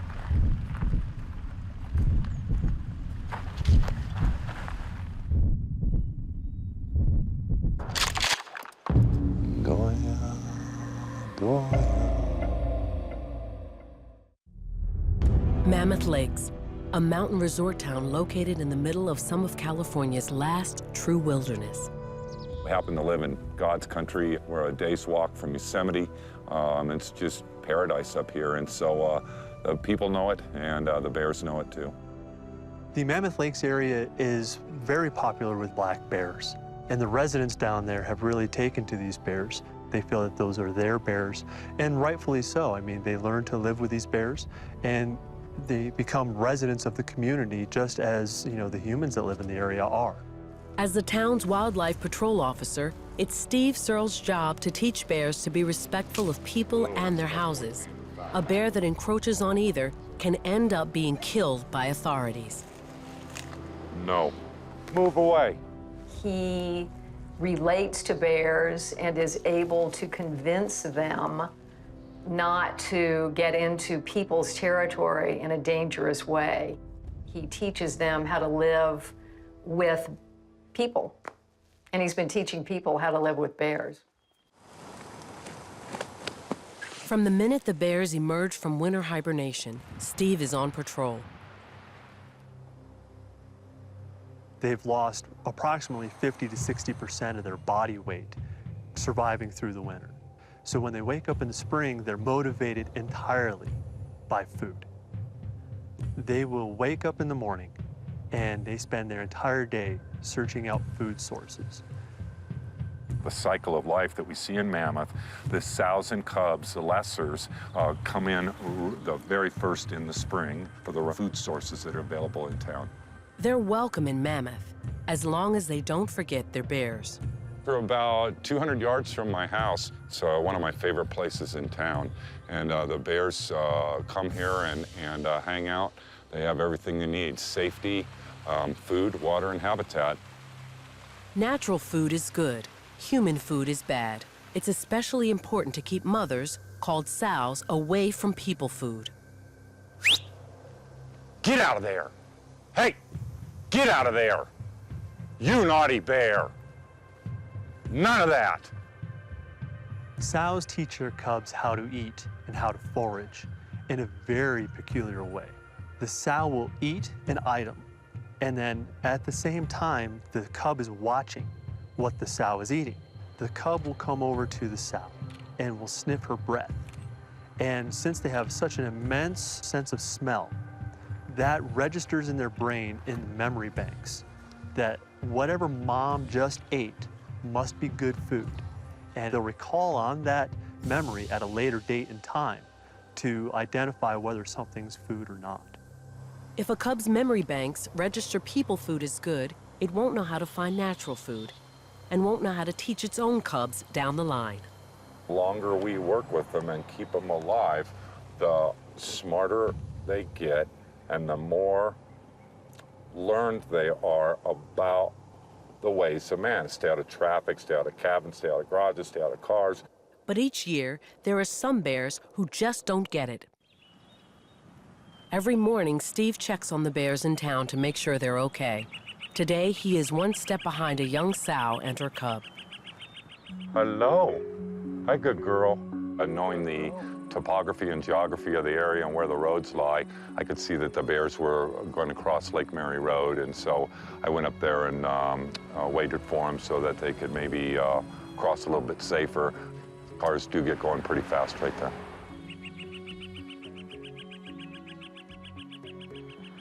Here we go, here we go.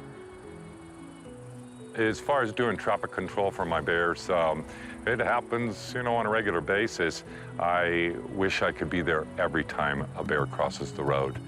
She's right here, right on top. 99% of the time they cross safely. The other times, it's most often fatal. It's all right. It's all right. There you go. Go get your baby.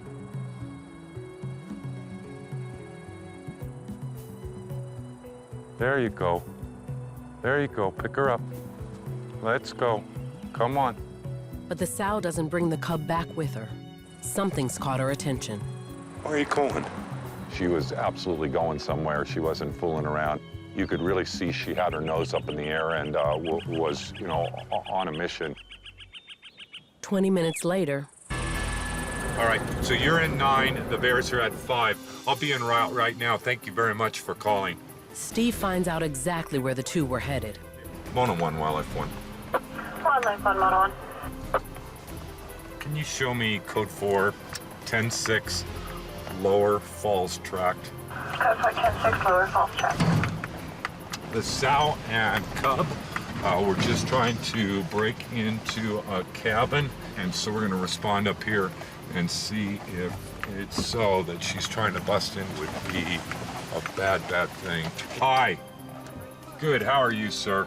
And you saw the bears? Oh yeah, it was a mama and a very young cub. These old cabins up here, you know, close to 100 years old, they were built as fishing homes. They're all single pane windows. They're easy to break into. It's kind of a target-rich environment. Hello? Did I see by the sow's body posturing and her nose in the air that she was on her way to commit a misdemeanor? Did I know she was going to break up a door jamb today? No, I'm not that good. For now, there's not much Steve can do. The bears have left the area. I need to catch them red-handed, and anything 5 minutes or longer after the act, I'll just pass on it. The bear won't have a clue what's going on, and I don't roll that way. Steve will work with a bear for any number of reasons. Get out of there! He uses non-lethal techniques to keep them away from crowds. You bad bear! To move them out of dangerous areas. And to let them know where they can and cannot search for food. Get out of there! You bad bear! I have dozens of tools at my disposal, everything from doing nothing and observing through pepper spray, pyrotechnics, flashbang devices, audio devices, things that smell, things that whistle, impact devices, rubber bullets. Every situation's different, and my job is to do the very best thing I can for the people and the bears. Wildlife 1, 4425. Copy that, thank you. Less than 24 hours after the sow and cub's attempted break-in, there's another bear report. This time, the bear got in. I have no tolerance for busting up homes. It really pisses me off when bears do this. Did you folks just get here? We just got here. I saw glass. I looked at the window, it was broken. I'm like, that's odd. I thought we were robbed. The kitchen is completely trashed. Food everywhere, the refrigerator open, banged up, soda cans, things I didn't even know what they were, ripped open, tons of bite marks. You can see the slobber from the bear, and so you can pretty much estimate, just from my height, the height of the bear on this single pane window. It's a front paw print and a rear paw print. It's going to be an adult bear with this set right here. And if you look, the bear came in and out more than once. And unfortunately, I'm guessing that's a cub print right there. 97, A-frame like. A bear bringing her cub into this house. It's just terrible. The bear was in here more than once. Stealing is a bad thing. Mothers teach their bears, and teaching them how to break into homes will just lead to them getting killed. So you think they smelled and not saw? They smelled something? Their sense of smell is miles and miles, not just hundreds of yards. And they know whether there's pizza in the fridge or whatever. They're very, very strong power smell. Your nose is just to hold your glasses on. It doesn't even work in comparison to a bear. Wow. So should I be worried about the bacon in my car right now? The bacon's got to come out of the car right now. Yeah, Bear break-ins in Mammoth are rare. But last year, a bear named Blondie changed everything. Blondie was responsible for 51 different entries of homes in about a half a square mile. It was expensive homes, lower-end homes, cabins, never a tent, never a trash can. She knew to walk right to the refrigerator, open the refrigerator and the freezer, and help herself. Blondie caused so much property damage, she became headline news. Authorities had no choice. They issued a shoot-to-kill permit. I never, ever saw that bear for the entire rest of the year, and it was just an incredible thing that the bear just disappeared off the map, never seen again. Mono 1, Wallace 197. Now it looks like another bear with a cub is picking up where Blondie left off. Same patterns, same locations. Woman's home alone. 10 for a copy. A half-mile from the last break-in, the sow and cub are trying to get into another home. This time, the house is occupied.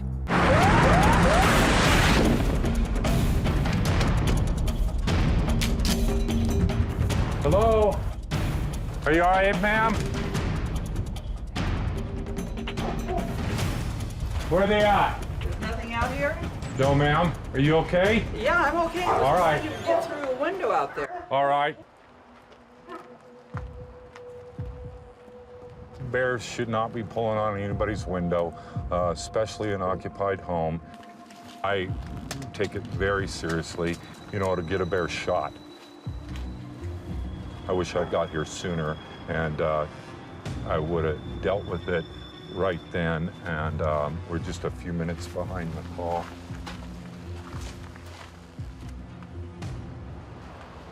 It was on the ground, and it was facing you, and it was biting on your window. And the baby was right in between all those little trees there. All right, thank you very, very much. Mono 1, Wildlife 1. I'm gonna be 98 from the call, report taken. The bears are UTL, but I'll be patrolling the area for the next hour or so. Within a half hour, Steve gets the tip he's been hoping for. We had a call from one of my neighbors out here and let us know that the sow and cub was lurking around again. And if I can catch her red-handed, it'd be just great. Straight up this way? Yeah, right up the hill. I think we're hot on her trail, and again, no offense to her, but she has been acting up a little bit, and done correctly, aversive conditioning can change her habits for life. Copy, so... There you go.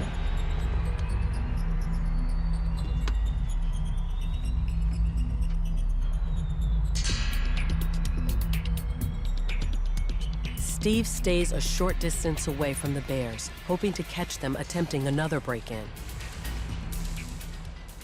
But then, neighborhood dogs frighten the bears. The sow runs one way, the cub heads up the nearest tree. With the sow and cub separated, Steve shifts his efforts from punishing the bear to reuniting her with her cub. We got 3 dogs on the bear right now. We got a baby cub right here at 10 feet. She can't leave the cub here. You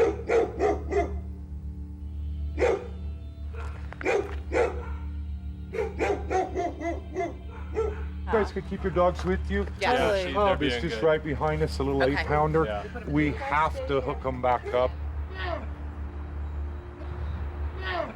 She can hear you. She's on her way.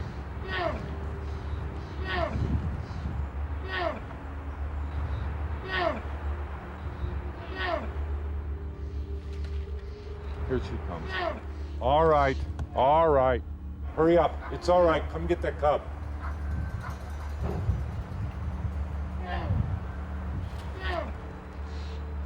Go ahead. Calm her down.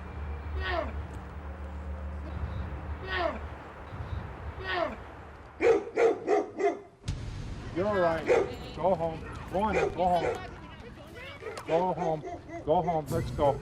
Good dogs. Go home. Go on. Go on. Get.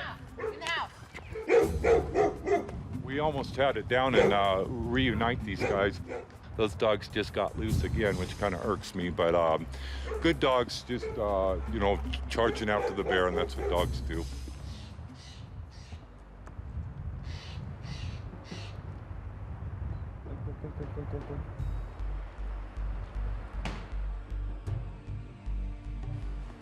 Finally, after 40 minutes,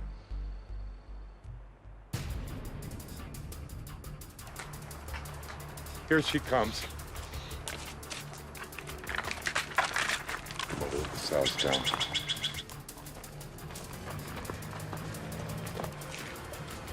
Here's the baby coming down. There you go. Come on.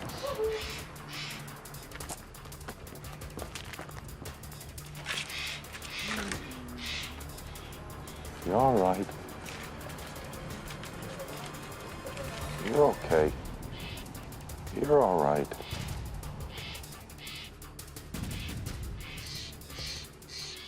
the sow and cub reach the ground, but there's still a lesson to be learned. She was walking away at a slow speed instead of running away.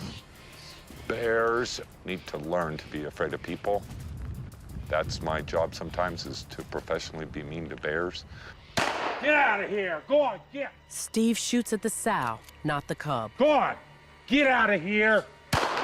Go on! I lit her up and gave her a rubber ball on the ass. 101, Wildlife 1. I just fired 2 deterrent rounds on this sow out on Woodman Street. We're code 4. Just FYI, if you get somebody calling in. They are non-lethal rubber rounds, light fields, and they work just great. It's a soft rubber, and just reach out and tap her and let her know she's in the wrong place at the wrong time.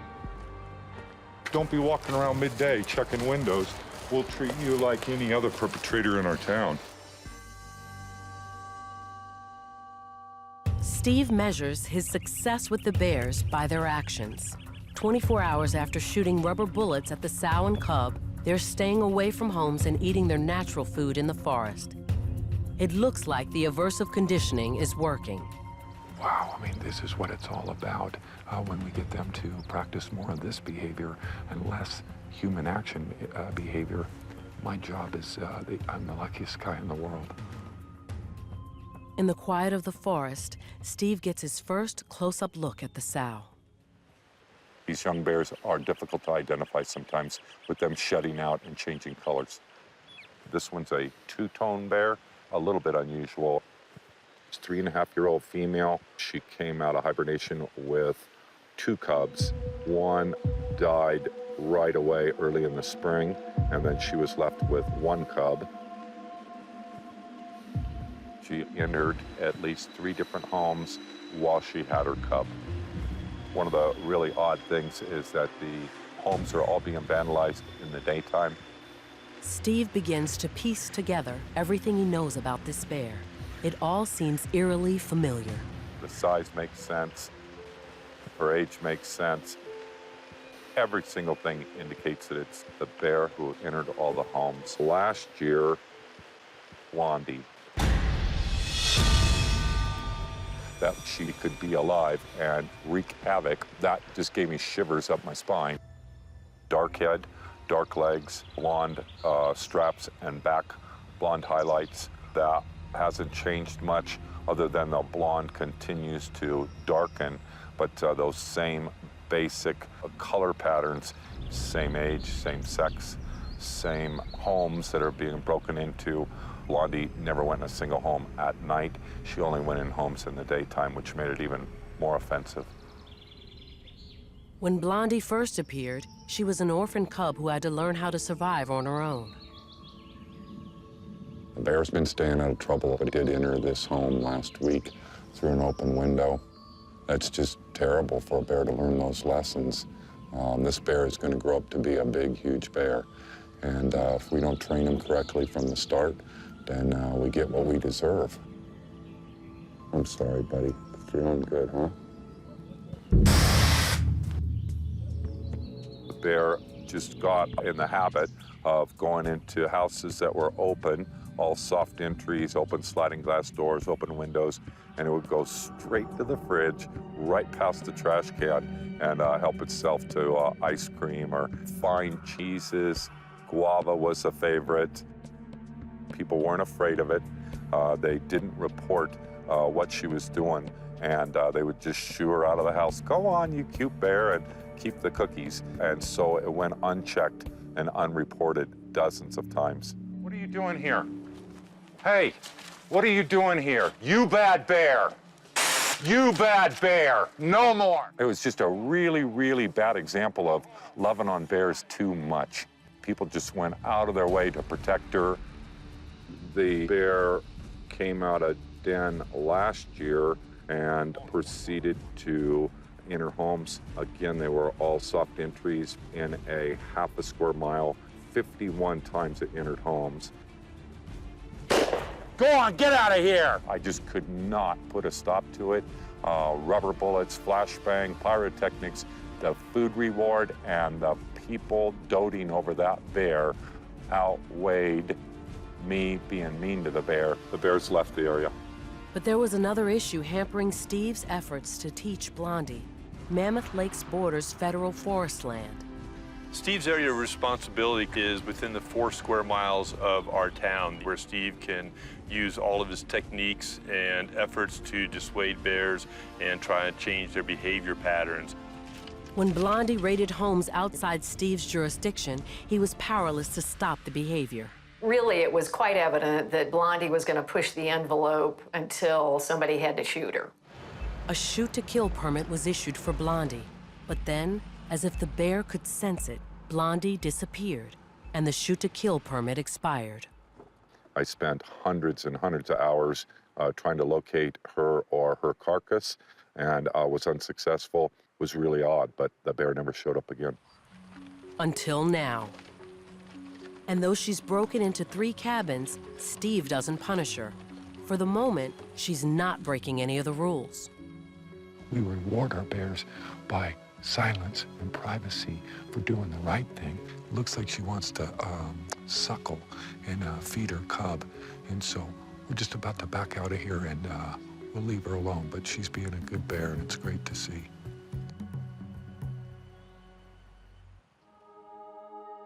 For 3 days, there are no reports of Blondie and her cub.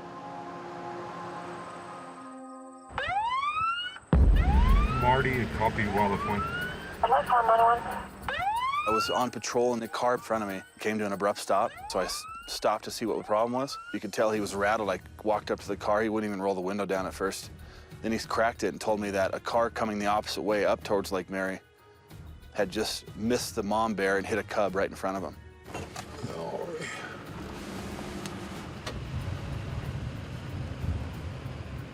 Marty, how long you been here? Just about 5 minutes. I just missed it. Uh-huh. The little cub got rolled behind its mom. The mom is presumably on scene. It was dragging the bear off the road, and not good at all, but we'll see if we can help a little bit. I can hear the sow and hear the cub. She's absolutely on scene, Marty. You got lethal on you? Yes. Yeah. The bear was moving like 20 feet each way. You can hear it go down a little bit, come up the hill a little bit. You know, it was moving around like it was pacing back and forth, you know. Sounds like about where that pine is right That's what I'm thinking too, Marty. You're right on top of it. We got out spotlights and started looking right off the roadway for the bear. It was right within 5 feet of us. She's, yeah, down to my left now. Right here, Marty. Oh, that's your sow. All right, good girl. All right, she's got it. Hello, good bear. The cub, she's looking to her right. The cub's to her right. Hello, good girl. Oh. Is she coming towards us or is she going down? No, she's probably trying to revive them. Okay, okay. This is a really steep slope right here. Watch yourself now. Watch yourself.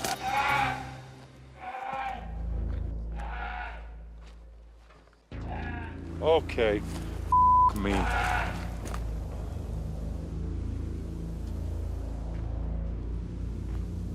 Where we can't work through this brush, that bear can come through here faster than the fastest human on Earth. You need to be careful when you're dealing with an injured bear. The cub is, you know, is all right.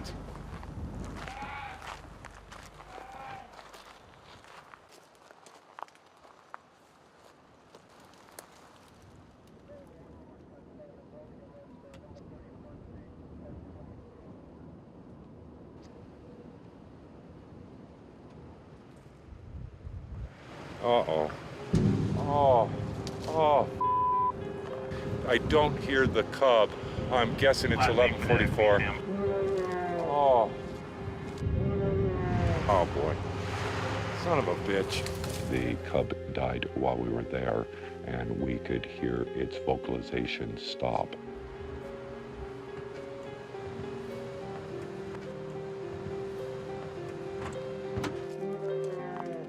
She's mooing over a dead cub, not a live one. Shoot. I hear ya.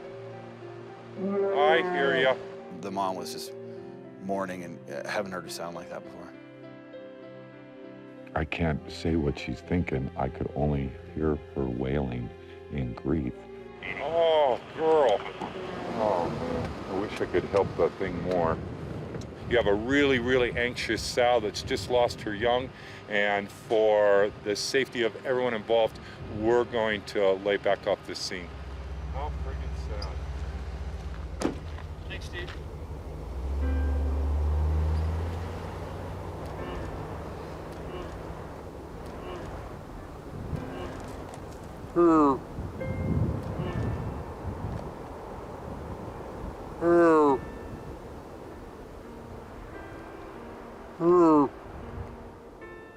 I share in her grief. I've seen it go on for, you know,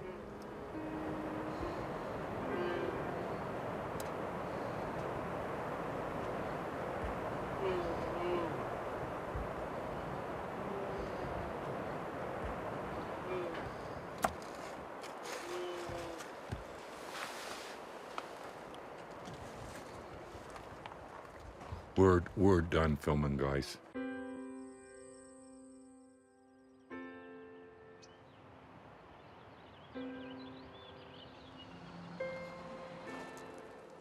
I didn't sleep at all, and the thoughts that went through my mind and the images, I replayed it a few times last night. I have personal experience of people losing their children. It will ruin the rest of your life. All of this has been trampled down, and obviously the bear went through here. 51% of all black bears die before they're 18 months old. It is something that bears have to deal with all the time. I don't see any blood or hair or the body of the young bear, and kind of happy for that. She must have dealt with it in her own way, and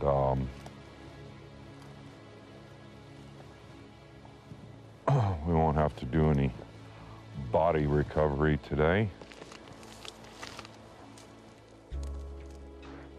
I see some of the most beautiful things, you know, that anyone could ever imagine, and I also see some of the most horrendous, and it can happen an hour apart. You know, I'm the luckiest guy in the world, and some days suck. Blondie disappears. Steve is now monitoring the big bears who have come into town and taken over the prime feeding areas. Like the bear who's made a local golf course his home. Steve calls him Half-Bib. We call him that because of the big blaze on his chest. It looks like a bib. He comes out about this time every evening and enjoys the cool grass. Have a poop and a pee and a little bit of food and water. He's a no harm, no foul bear. He's never caused any problems in Mammoth. I can't document a single 911 call that we were on with that bear. You can set your clock by his habits, and his habits are all good habits. And we'll give him all the room he needs. In the summer, he does try to hold space in some of the most prime habitat, and in this case, he can hold his own in the golf course and makes a good living there on the grass, the flowers, the wasps, the insects, the larvae. It's just a really rich place for food.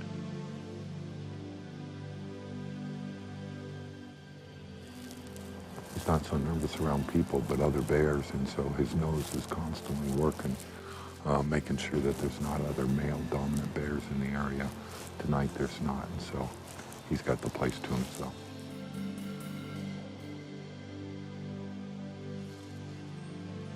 Big guy. Big guy. He isn't habituated, but does he know the ways of man, the traffic patterns, what time the bars close? He sure does. And he's a great example of the bears that we want to keep alive in Mammoth. But not all bears play by the rules of Mammoth Lakes. There's a bear in a cabin up at Twin Lakes, cabin number 4.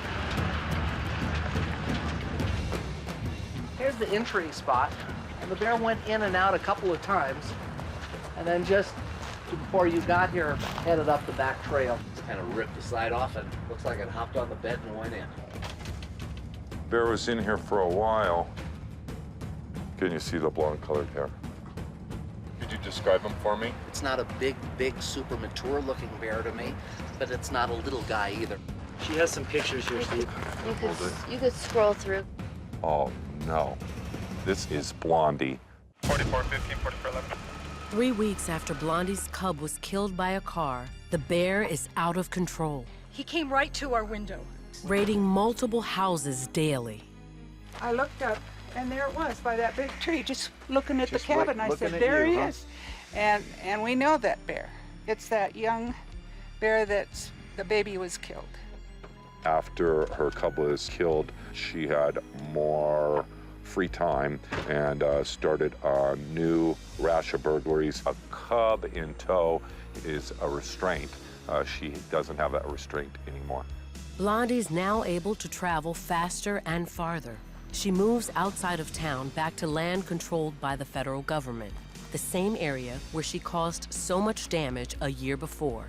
Steve is powerless to do anything. It's beyond his jurisdiction. I was ordered to stand down in those areas with any type of tool that I might use on a bear. Copy that. We'll be documenting. I guess. A letter was served to the city council, the police department, and to myself stating that I was not welcome to work with bears, lethal or non-lethal, anywhere in those tracts of cabins. But Steve isn't prohibited from being there, and he wants to monitor the situation. Look at every one of these has got bear prints all over them from the same bear trying to push it in. This is the 5th one on the block I know of. Not cool. 6 more cabins are broken into. The owner of the lodge at Twin Lakes, he's had 8 or 9 entries with dogs in the house, with people in the house. This is happening, you know, every day now. The scene is so typical, you know, cupboards opened, refrigerator opened, all the good sweet food gone. I think we're up to 17 or 18 cabins now up in the Lakes Basin in probably 3/4 of a square mile. They get pretty aggressive and pretty confident once they succeed. It was not easy to shoo it away. And usually I can shoo them. And now I just feel we're all in jeopardy. We love the bears, and we hate to see anything bad happen to them, but my view is you do everything you can, and if there's nothing else you can do, then sometimes you have to get rid of it. What it did to our community, what it did to me, what it did to the reputation of the town, it was all just shattering. People were just horrified both ways. The people that wanted the bear killed, the people that didn't want the bear killed, the people that are in the middle of the road, the politicians. It was just absolutely insane. Bear comes up, pulls off the shutters, breaks in windows, breaks in doors, throws things everywhere. Don't be discouraged from picking up the phone. Yeah, but your police cannot do anything No. to get rid of the bear. If the bear breaks into that cabin and I'm in there and I shoot that bear, what happens? Do I have that right to actually use a firearm in my home? It's probably too late to save her now, and something needs to be worked out because we're here leaving our cabins up there vulnerable to that bear still. We have done everything that we know, and still right now we have a road bear. Could the bear bowl somebody over, escaping from a residence? That part was very, very possible. As hard as it is, I needed to admit defeat with that bear.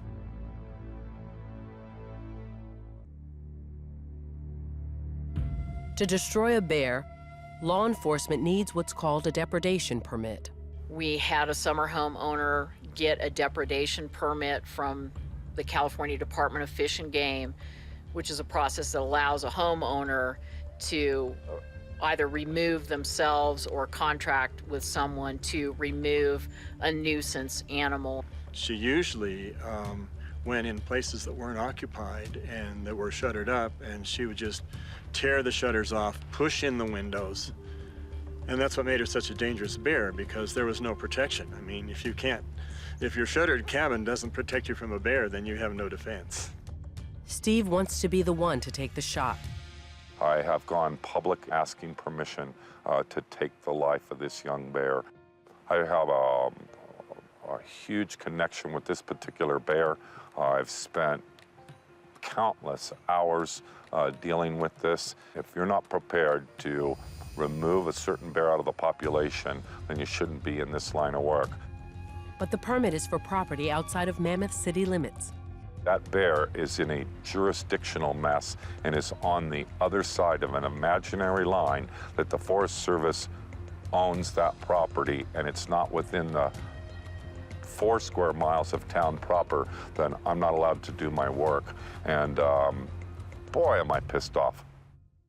By law, the destruction of the bear falls to federal government trappers who will capture and euthanize her. Relocation is against California Fish and Game policy. We have multiple tools at our disposal that we can use in order to capture a wild bear. We have culvert traps or large cage traps that will put some type of a bait inside, usually a food source that bears are accustomed to. When the bear crawls into the culvert and grabs that bait, it releases the doors and they slam shut, and then they lock, and then that bear is trapped inside the culvert trap. And, you know, typically they're euthanized with a firearm. Bears being shot in the head in live traps bothers me, and especially when it could be prevented. Whatever happens, we should be responsible for ourselves and for our bears. That's why it says don't feed our bears instead of don't feed the bears, because they're not somebody else's bears. They're our bears, and you ought to be responsible for them, good or bad. That night, the traps are set. Blondie never shows. A bear is not a nocturnal bear. It only does daytime burglaries. As every day passes, destroying her becomes a hotter issue for the community that loves its bears. It's not black and white. There is no books written about this or laws written about this. It's to good judgment. We're all here to serve the public. And what would the public want? What would mom and dad and the normal, everyday people that aren't on scene, what would they be saying to do? Shoot. Shoot. Steve can't do anything to save Blondie. The most he can do is help find her and make sure authorities get the right bear.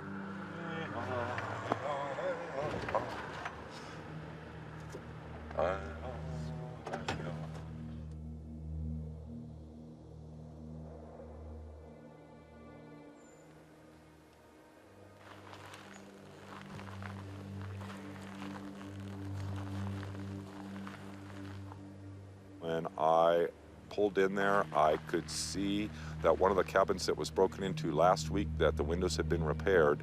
All the shutters had been torn off, the screens had torn off, the window was covered with her prints. David 1, Wildlife 1. Wildlife 1, 4410. Yeah, it's breaking into another cabin now.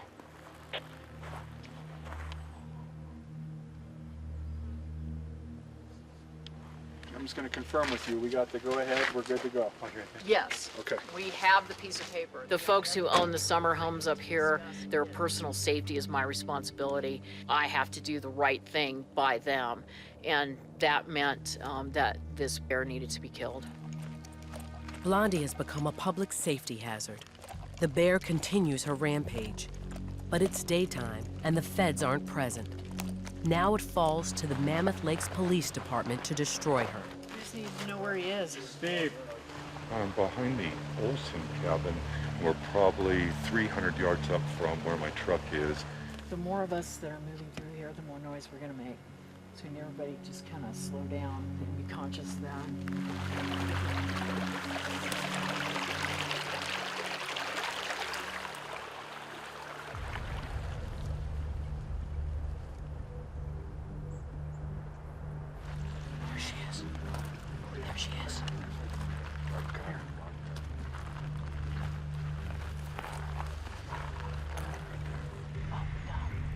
You got a good shot at it, right?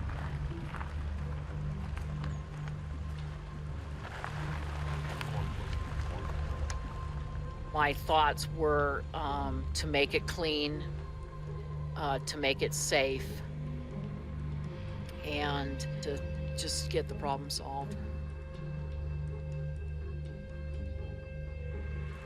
The bear was probably full from eating and was laying down at the base of a tree. I stayed eyes on the bear. They got locked and loaded.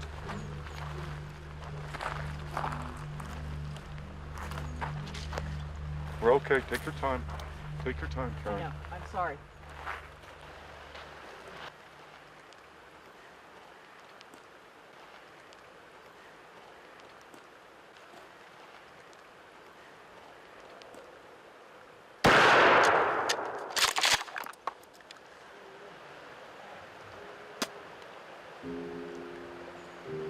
Second shot, yes? Yeah. Go.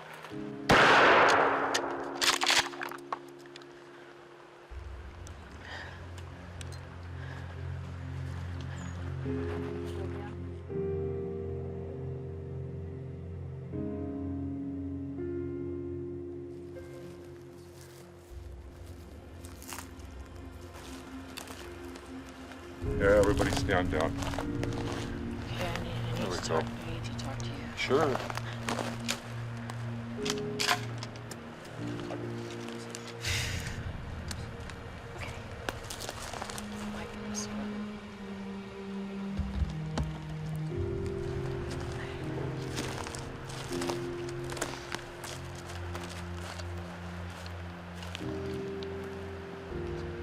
I was sorry that we'd gotten to the point with this animal. It's just, we have such a unique environment up here. We certainly, as human beings, have a responsibility in that we allowed the animals to get to the point where they started to look for human food instead of their own. I got a vested interest in it. My cabin's been broken into 3 times in the last 3 weeks. Okay. I understand that, Did you get sir. him? Yeah. Yes, sir. And she's actually a she. And yes, sir. Is that we the did. way? That's the one. We're really happy that the authorities came here and took care of this guy. It's too bad, but it's tough. You know, they can be smart about those. Yeah. Or it might have taken her a day to go in, but you know.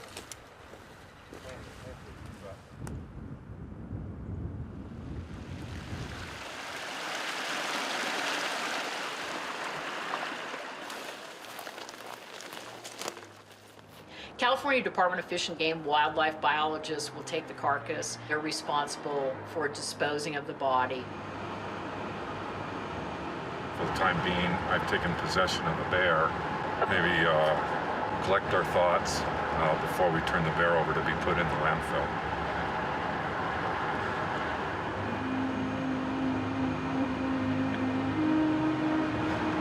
None of this had to happen this way. It's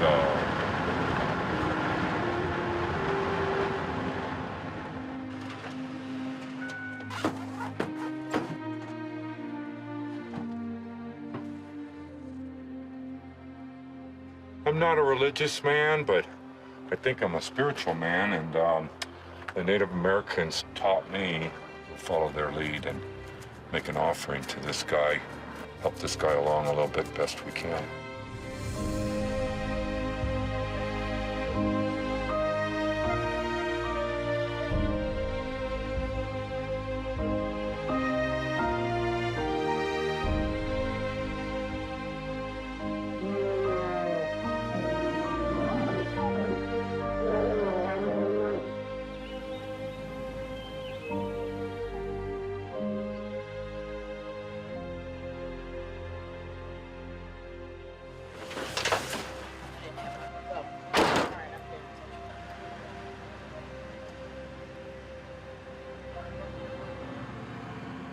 I'm on a 1 Wildlife 1.